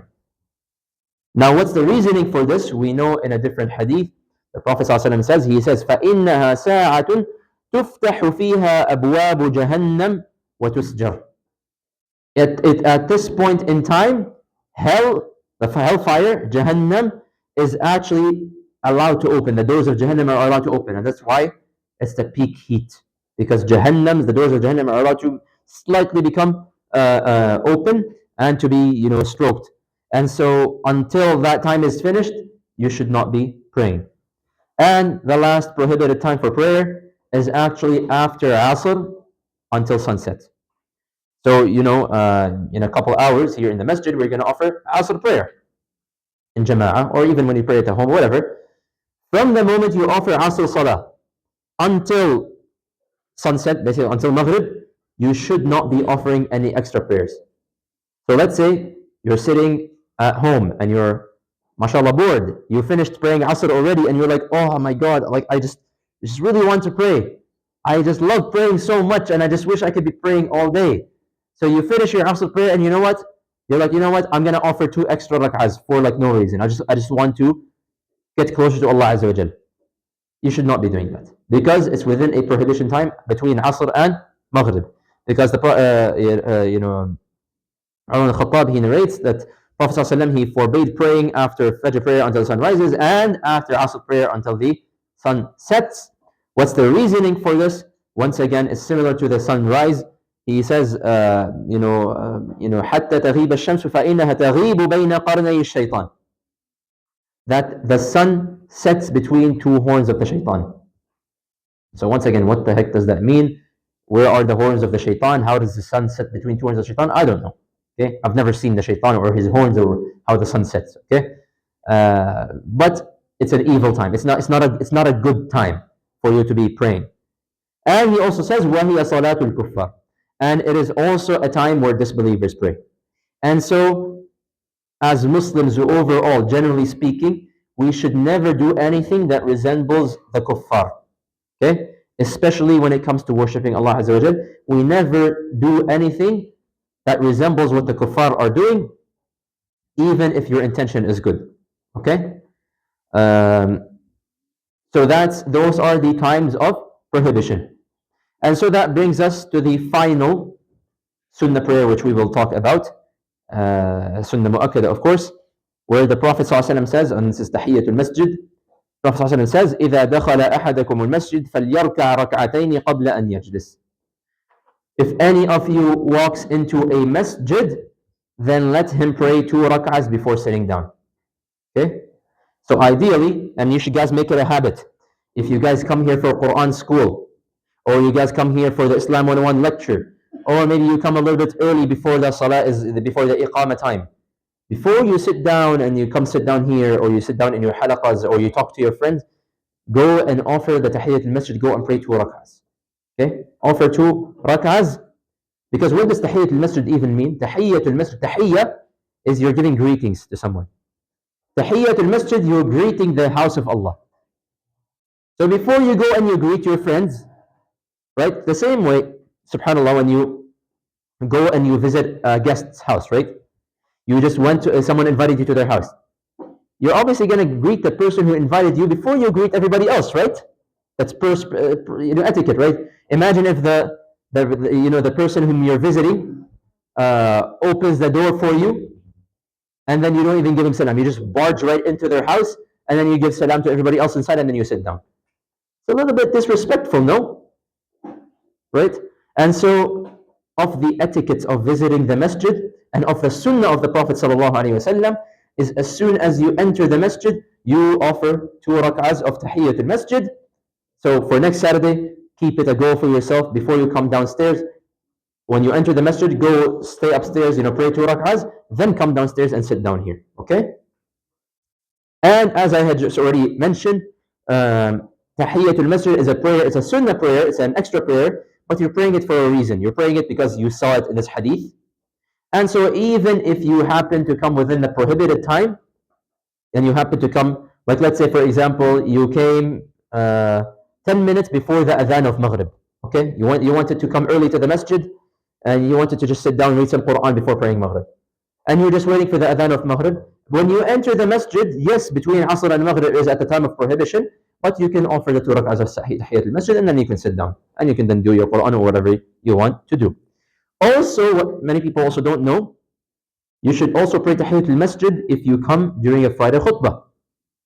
So when you come here on a Friday, let's say you came late for whatever reason, even though you should not be coming late, by the way, you'll miss a lot. You miss out on a lot of blessings and rewards of the Friday if you come late to the Friday khutbah.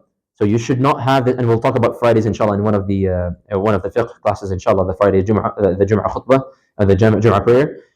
But what some people they do, and this tends to happen, of course, mostly with the guys and with the old guys actually. What they do is like, oh, the khutbah starts at around 2 o'clock or it starts at 3:30, and they usually pray after 20 minutes. So you know what? I'll just come 20 minutes late.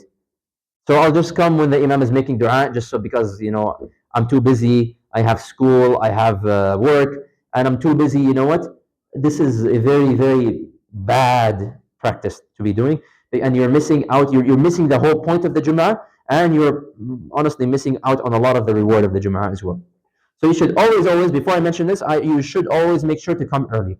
Let's say for whatever reason you entered and the imam is already giving the khutbah, and now you feel awkward. Everybody's sitting down, but the sunnah actually is as soon as you enter the masjid, even if the imam is talking, you actually stand up and you offer the 2 rak'ahs, tahiyyat al-masjid.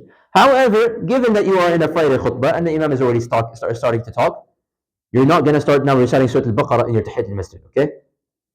I know a lot of you guys love doing that, right? You guys, your least favorite surahs are Inna A'taynak al-Kawthar, Qul Huwallahu Ahad. You guys, I know you love to recite the longest and the hardest surahs that you guys know, right? But just for the sake of the Jum'ah khutbah, don't do that, okay? It's okay. Go and recite Qul Huwallahu Ahad and Inna A'taynak al-Kawthar, okay? Just because you should make it a short tahiyyat al-masjid because you're in the middle of a Friday khutbah. Make sense?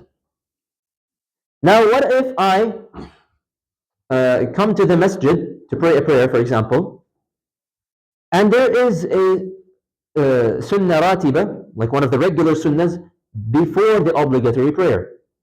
So, for example, we learned previously, boys, that Fajr, there are 2 rak'ahs of sunnah before the salah, sah? Dhuhr prayer has 4 rak'ahs before the salah.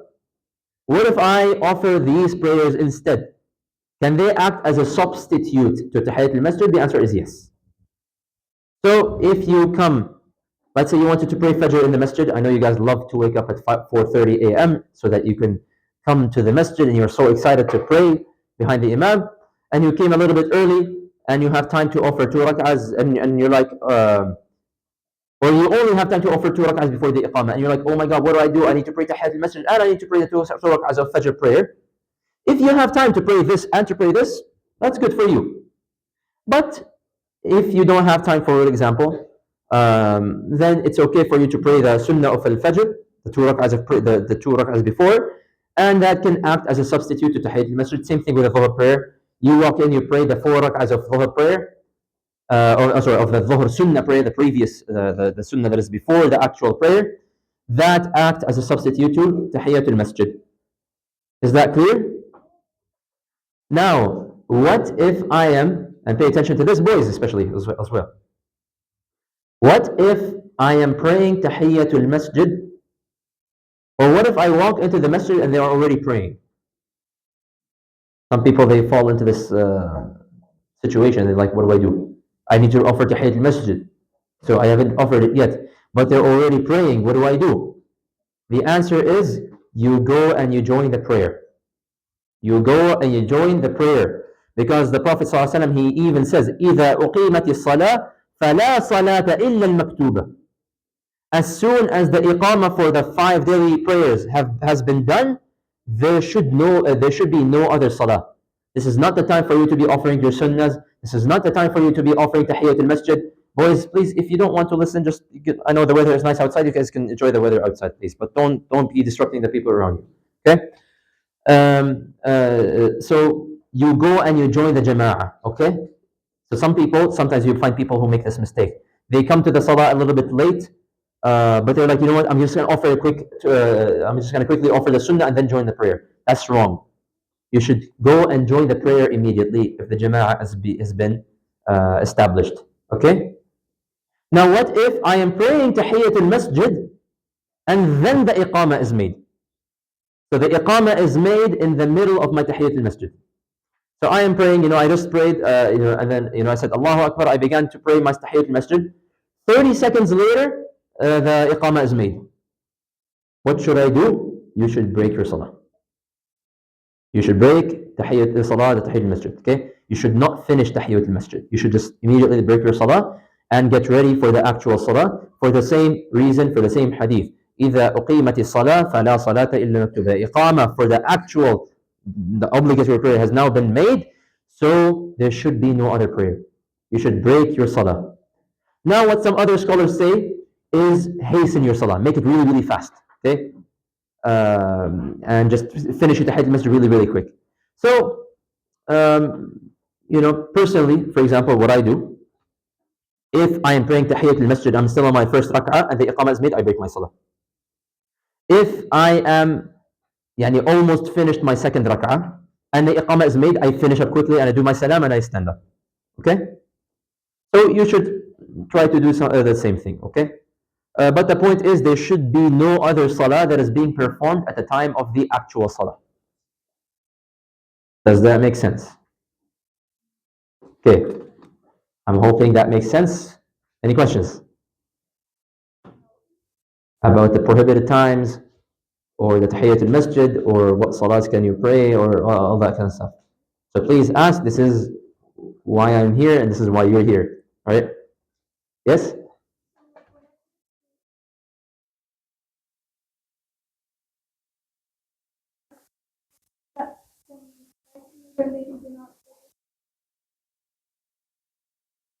So if you are, sorry, repeat that again. If you're,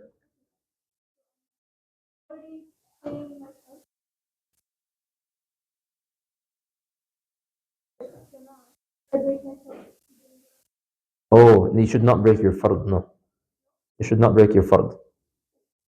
Inshallah. And I'm like 99.9% sure about this, but I'll just confirm just in case. But no, you should not be breaking your fard prayer. Now, if you know if there will be a fard, that there will be a jama'ah, you should wait for the jama'ah. If you did not know, and like just some random group of people just came out of a sudden and they just started praying jama'ah, honestly, they should have, I guess it will be difficult to tell, huh? So yeah, but in that case, breaking a fard prayer should only be done in like really exceptional cases. Okay, and I don't believe this is one of them, but I'll double check just to make sure. But I'm almost certain that this is the answer. Any other questions? Yes.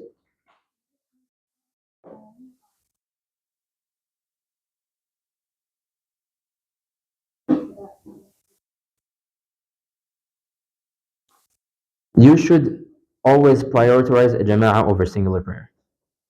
Okay, especially when it comes to the fard prayers. You want to pray long prayers, you have plenty of other opportunities. You can pray Qiyam al-Layl. You can make it as long as you want. Prophet ﷺ used to recite Baqarah, Ali Imran, Nisa in one rak'ah. Okay, you want to do that? You can do that. But the fard prayer, the expectation is that it is done in jama'ah. Especially by the way, for the boys. Boys, you are expected to be praying all your 5 daily prayers in a jama'ah. All of them. Fajr, Dhuhr, Asr, Maghrib, Isha. You're expected to be praying all of them in jama'ah. I know some of us sometimes we get lazy and we're like, you know what? These jama'ah people, they take too long. I'm going to go pray by myself. Or I'm too busy. I have this and that. This is not good. You're expected to come and pray jama'ah. Ideally, you should be coming to the masjid as well. Ideally. Now, I understand sometimes you're at school. You can't do that. Sometimes, you have certain situations. You can't do that. You can't drive. Obviously, you're still young. So you can't come always to the masjid. But you should always take the opportunity to come to the masjid. Okay? And subhanallah, the scholars, they tell us, if you want to look at the state of the health of the ummah, if you want to to check how good or how bad the ummah is doing, look at the masajid. If the masjid is being packed for the obligatory prayers, then alhamdulillah, the ummah is doing really well. If the masajid are almost empty during obligatory prayers, this is not a good sign. And I can tell you right now, mashallah, we have a really nice, big, beautiful masjid here. Lots and lots of Muslims live around this masjid. Fajr prayer, we have one line only praying. Even for Dhuhr, Asr, Maghrib, Isha, we get maybe 3 lines. 3 lines, maybe يعني maximum 4 lines, and that's for like Maghrib prayer, right? This is not a good situation, right? Now, a lot of people are complaining, about the state of the ummah, and the ummah is in weakness, and the ummah is really bad, and we should help each other out and this and that. Okay, but are you connected to the masjid? And in fact, we want to free Gaza, right? You want to free Palestine. In the time of Salahuddin al-Ayyubi, the man who freed Gaza, who freed Palestine, he successfully did it. When he was being pushed when he was being advised, we should go now, we should collect an army, and we should go and try to free Palestine. He said, not yet. Why did he say not yet? Because the masjid for Fajr prayer was not full. He said, only when we have a packed Fajr, a packed masjid in Fajr prayer, then we know that our men are ready to go and fight. And that's exactly what happened. When his masjid became full, he says, now we are ready to free Palestine. And subhanAllah, he freed Palestine. So you want to free Palestine? Try to populate the masajid. And you will see how Allah Azza wa Jalla will grant the victory to the ummah. So, and this is especially for the boys. I'm speaking to the boys more than the girls. Okay? Because especially for the boys, you're expected to come to the masjid. Okay? Any other questions? No questions? One? Yes, question.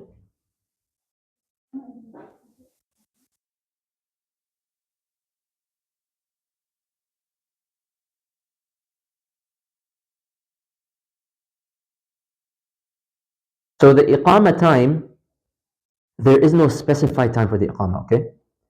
The iqamah times that you see here on the screen is just so that people know when the jama'ah prayer will happen in the masjid, okay? But the jama'ah could be any time, okay? Ideally, the earlier the better, of course, obviously, right? But it could be at any time, okay? And this is why, if you go, for example, yesterday this happened to me. Asr prayer here, they offered in the masjid, iqamah time at 6:30. Yesterday I went to IISC. I thought they do the iqamas at 6:30. Turns out they did the iqamah at 6 o'clock. It's not like this guy has a wrong iqamah time and that guy has a right iqamah time. They're both within the time of the prayer, so they can do the iqamah whenever they want. Okay? So to answer your question, you're not if you want to catch the prayer with the masjid, then yes, you follow the iqamah time of the masjid.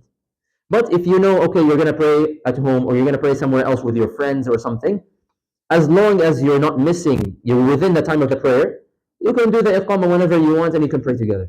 Okay?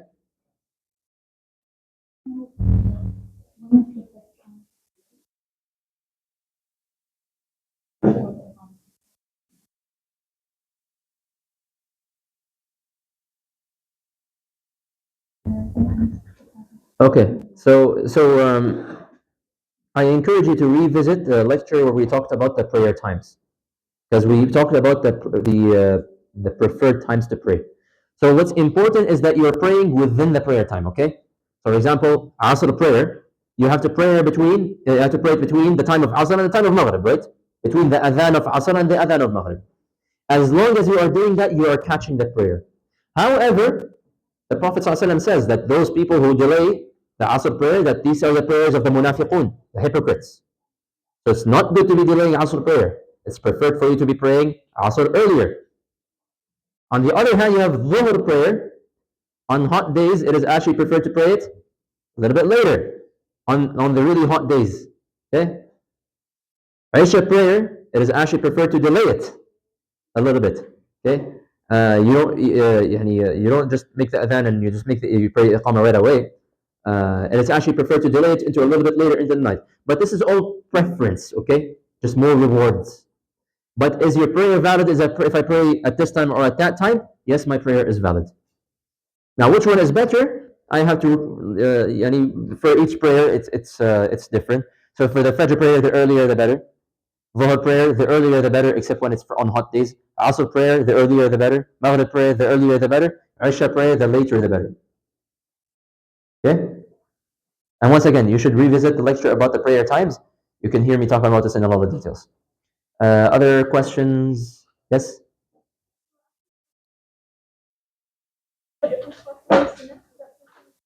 You do not need to do that, no. You don't need to do that. There's some there are some texts that indicate that, oh, if you pray in the same spot, then this is not a good thing. But Allahu A'lam, yani, it does not seem to be very reliable. So you can just pray wherever you want. You want to move spots, you can move spots. Like it's not a bid'ah. Like no one is going to tell you, oh, it's your bid'ah, you're moving a spot. So if you want to move, you can move. If you don't want to move, you don't have to move. Questions? So next week, inshallah, we'll start actually a new, I guess, section in Salah. One of the most important ones and one of the most confusing ones as well. So be prepared. We're gonna next week, inshallah, talk about sujood al-sahw, about how to perform sujood al-sahw and when to perform it and how to perform it and what are the different situations. So that's what we'll talk about next week. But for now, let's conclude with the seerah, inshallah. So last week we spoke about the army of Quraysh, right? We mentioned, boys, we mentioned that Abu Sufyan, he sent a message to the Quraysh saying, oh, the caravan is safe, we're good, we're all cool, you guys can just go back. Abu Jahl refuses and he says, you know what, let's continue forward. A portion of the army, however, returned, and so the army of Quraysh right now is 1,000 people. And all of this is taking place, and the Muslims have no idea. All this is happening, and the Muslims, they genuinely think that there's still a caravan that they're going to find, and that they're going to capture it, and it's going to be an easy win. And they have no idea that there's actually an army of 1,000 waiting for them.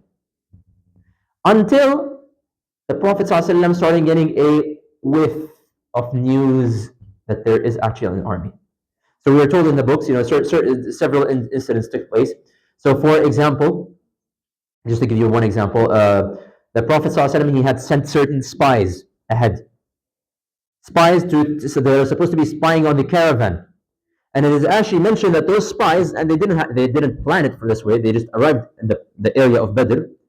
And the area of Badr, we're going to talk about it, it has a lot of wells of water in it.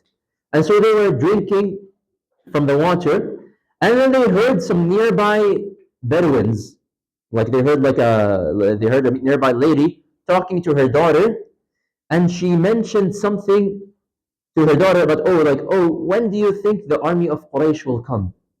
And then she responds and she's like, oh, maybe in 1 or 2 days. So these guys, that they were confused, like, what does it mean, army of Quraysh? What do you mean 1 or 2 days? So they went back to the Prophet ﷺ and they told him what they had heard. Okay? And so the Prophet ﷺ, as was always his habit, boys, if you want to talk and mess around, please not in the seerah of the Prophet ﷺ. Okay? So the Prophet ﷺ, as was his usual habit, whenever he received any news, he would not immediately accept it. What would he do? He would go and try to confirm the news. So obviously this is a very big news. He's saying that there's an army of Quraysh, so he has to go and to confirm it. And he did not want to make it public. So he did not just go to the Muslims and say, oh guys, guess what I just heard? These guys just told me that we heard these guys talking and they said something about an army of Quraysh. He didn't want to make a big deal out of it. Why? Because what's going to happen if 320 people hear about this, they're going to start panicking. So he does not want them to panic about certain news that may or may not be true, right? So he needs to go to confirm it. So he did a secret side mission with Abu Bakr as-Siddiq. And he went to the desert and to ask the Bedouins. Why would he ask the Bedouins? Because the Bedouins, once again, keep in mind, back in the day, there was no internet. You can't just go and Google Mecca news, Medina news, what's happening, Quraysh news. Okay? It doesn't work that way. There was no internet. Who were the people who carried the news? The Bedouins. The people who lived in the desert.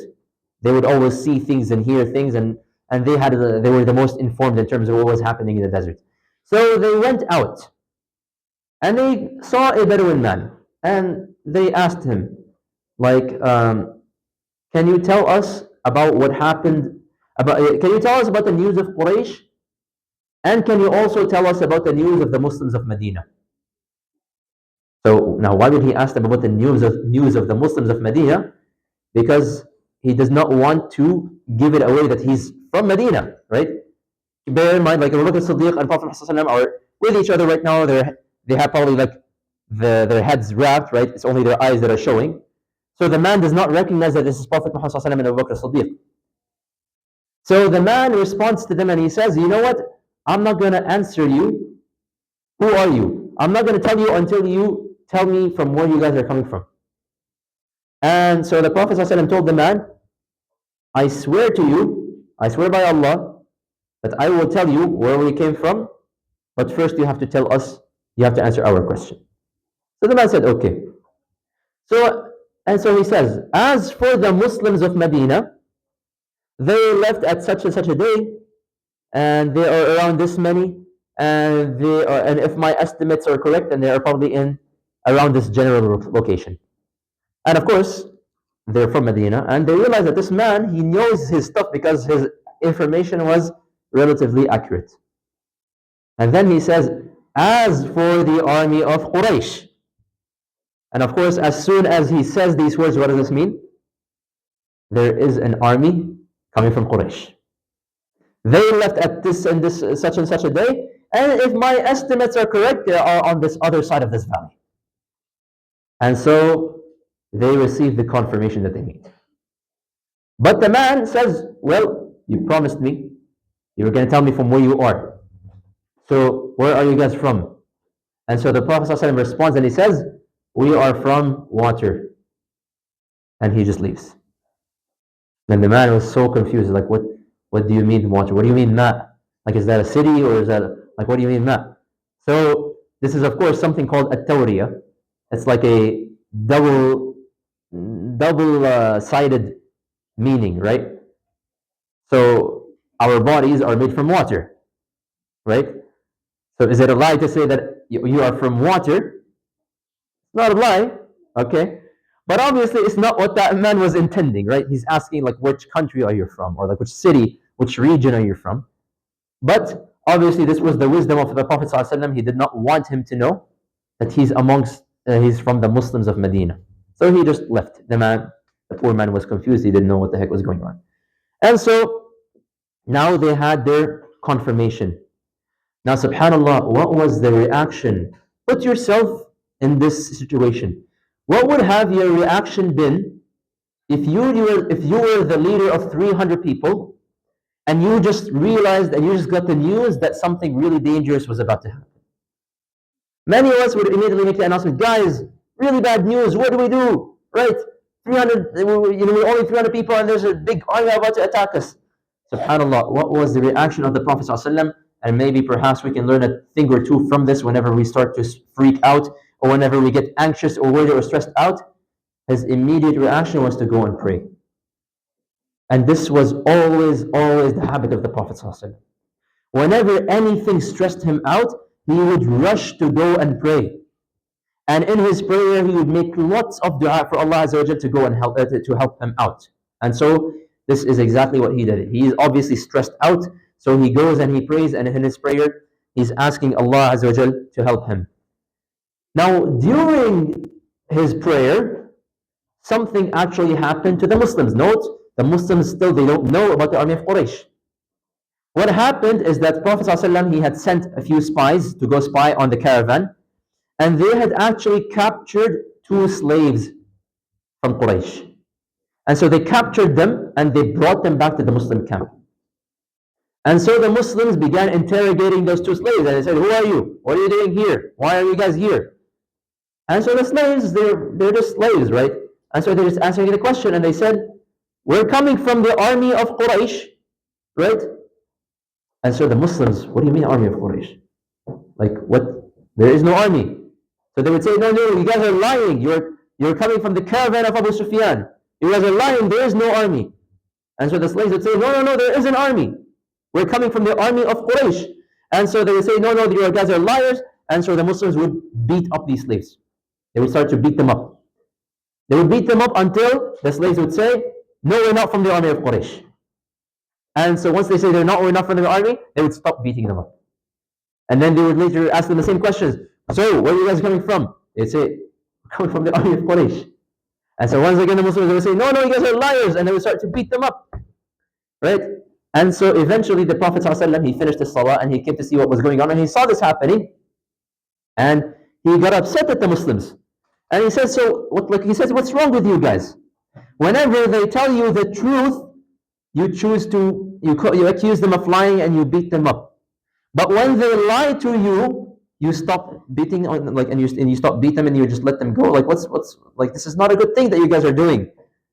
And so he tells them that verily there is in fact an army that we shall be meeting, and so the Prophet ﷺ, he begins to ask these slaves now.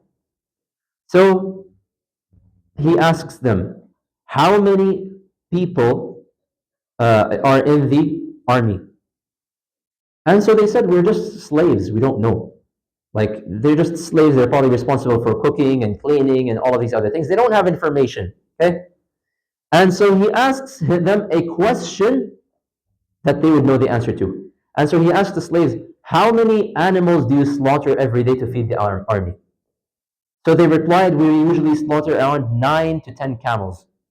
And camel is a very big animal. It can feed like a whole, like many people. So based on this number, he said, oh, if they slaughter 9 to 10 camels, that means the enemy is around 1,000 people. So subhanAllah, without knowing or anyone telling him that it's 1,000 people, he's using his intelligence about how much they used to slaughter and to get for food, for him to know and to get an estimate of how much are the enemy army. So he said, then there are probably around 1,000 people. And then he asks them, tell me, where are they right now? And he said, they are on the other side of this valley. Meaning, they are like right around the corner. They're really close. And so he even asked them, who is in the army? And so they mentioned, there is Abu Jahl, there is Umayyah ibn Khalaf, there's Utbah ibn Rabi'ah, there's Shayb ibn Rabi'ah, there's this person, there's that person.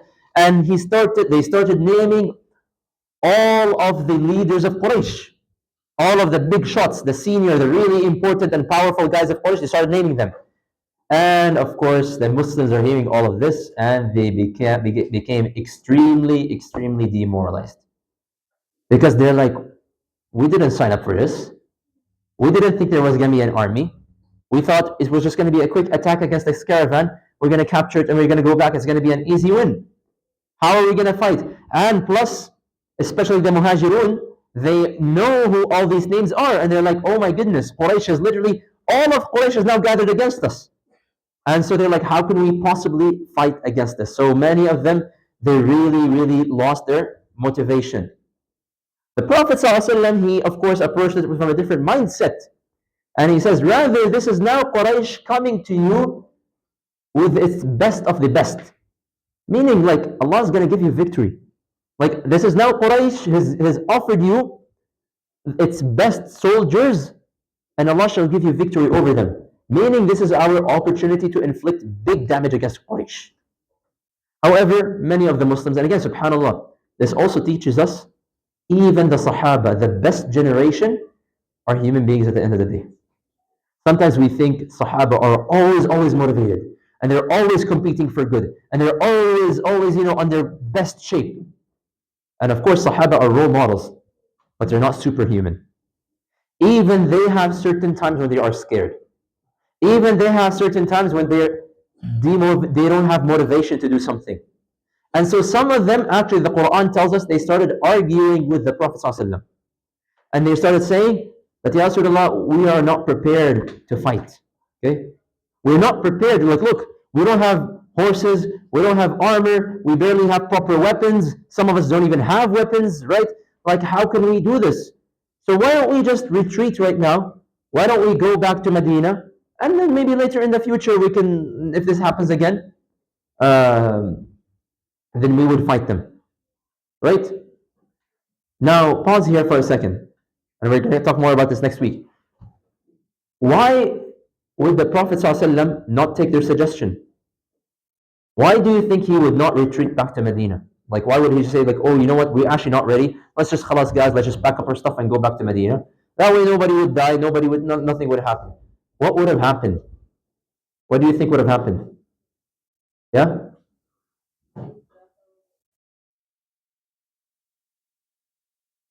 Maybe, okay. I mean, you're on the right track. Abu Jahl, something about Abu Jahl, yes? Yes?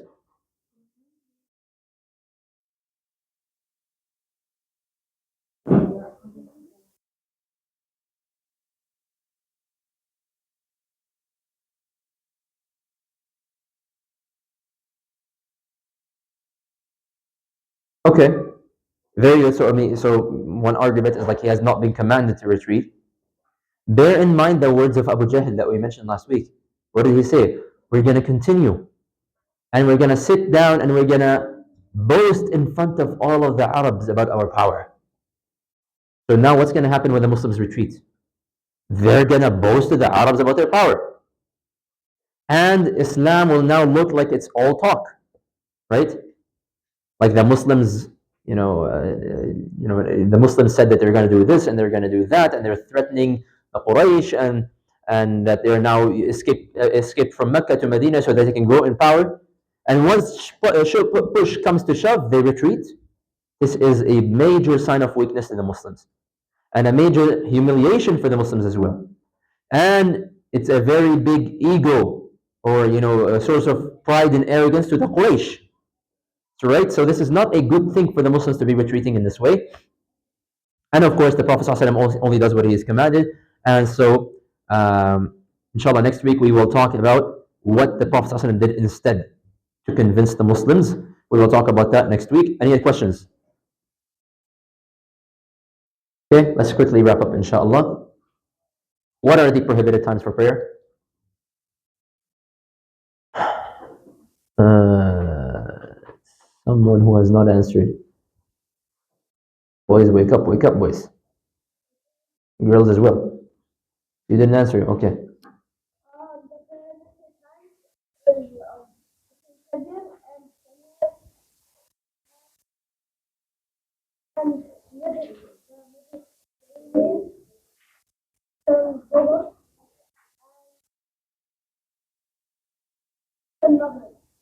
Between Asr and Maghrib. Okay.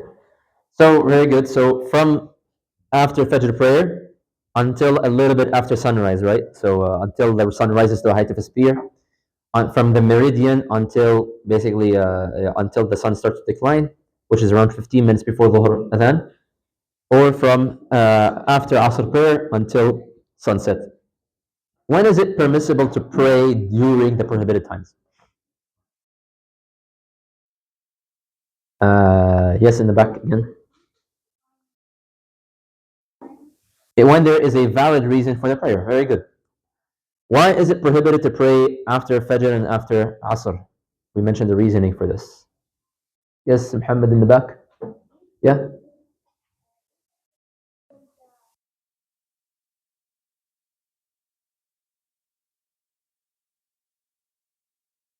And the sun rises and sets between the horns of the shaitan, and it is a time when the disbelievers pray. Very good. When is Tahiyyatul Masjid offered? This is like the freest question in the world. You should see like everybody's hands up. When do you offer Tahiyyatul Masjid? Yes. Yeah. When you enter the masjid. Easiest question in the world. What did the Prophet ﷺ do when he heard rumors that there is an army? Khalid? Excellent. So he went to confirm the news with Abu Bakr as-Siddiq. What would the Muslims do whenever the slaves of Quraysh would tell them the truth about where they are from? Yes, in the front. Yeah. They would accuse them of lying and they would beat them up. How did the Prophet ﷺ know that the army was around, that the Quraysh army was around 1,000 soldiers safe?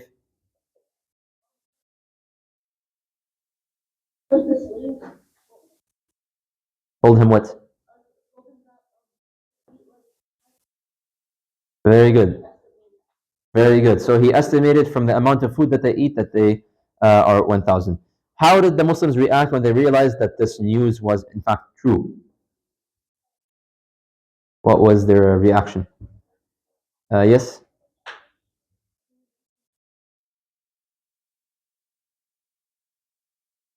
So they were really, really demotivated, demoralized, and they were arguing even to just return back to Medina. So, Jazakallah khairan. Before we go, inshallah, next week we will be giving out the gift cards for those of you who have been doing the challenges. For those of you who are not aware, there are challenges that you can do, and if you're doing them and you're consistent in doing them, then you can earn gift cards after every now and then. There's the daily challenges, the weekly challenges, the hadith research, and the homework challenges. So if you want to be added to these groups, you can let us know, inshallah. Jazakallah khairan. Subhanak hamdik. Ashhadu an la ilaha illa anta, astaghfiruka wa atubu ilayk.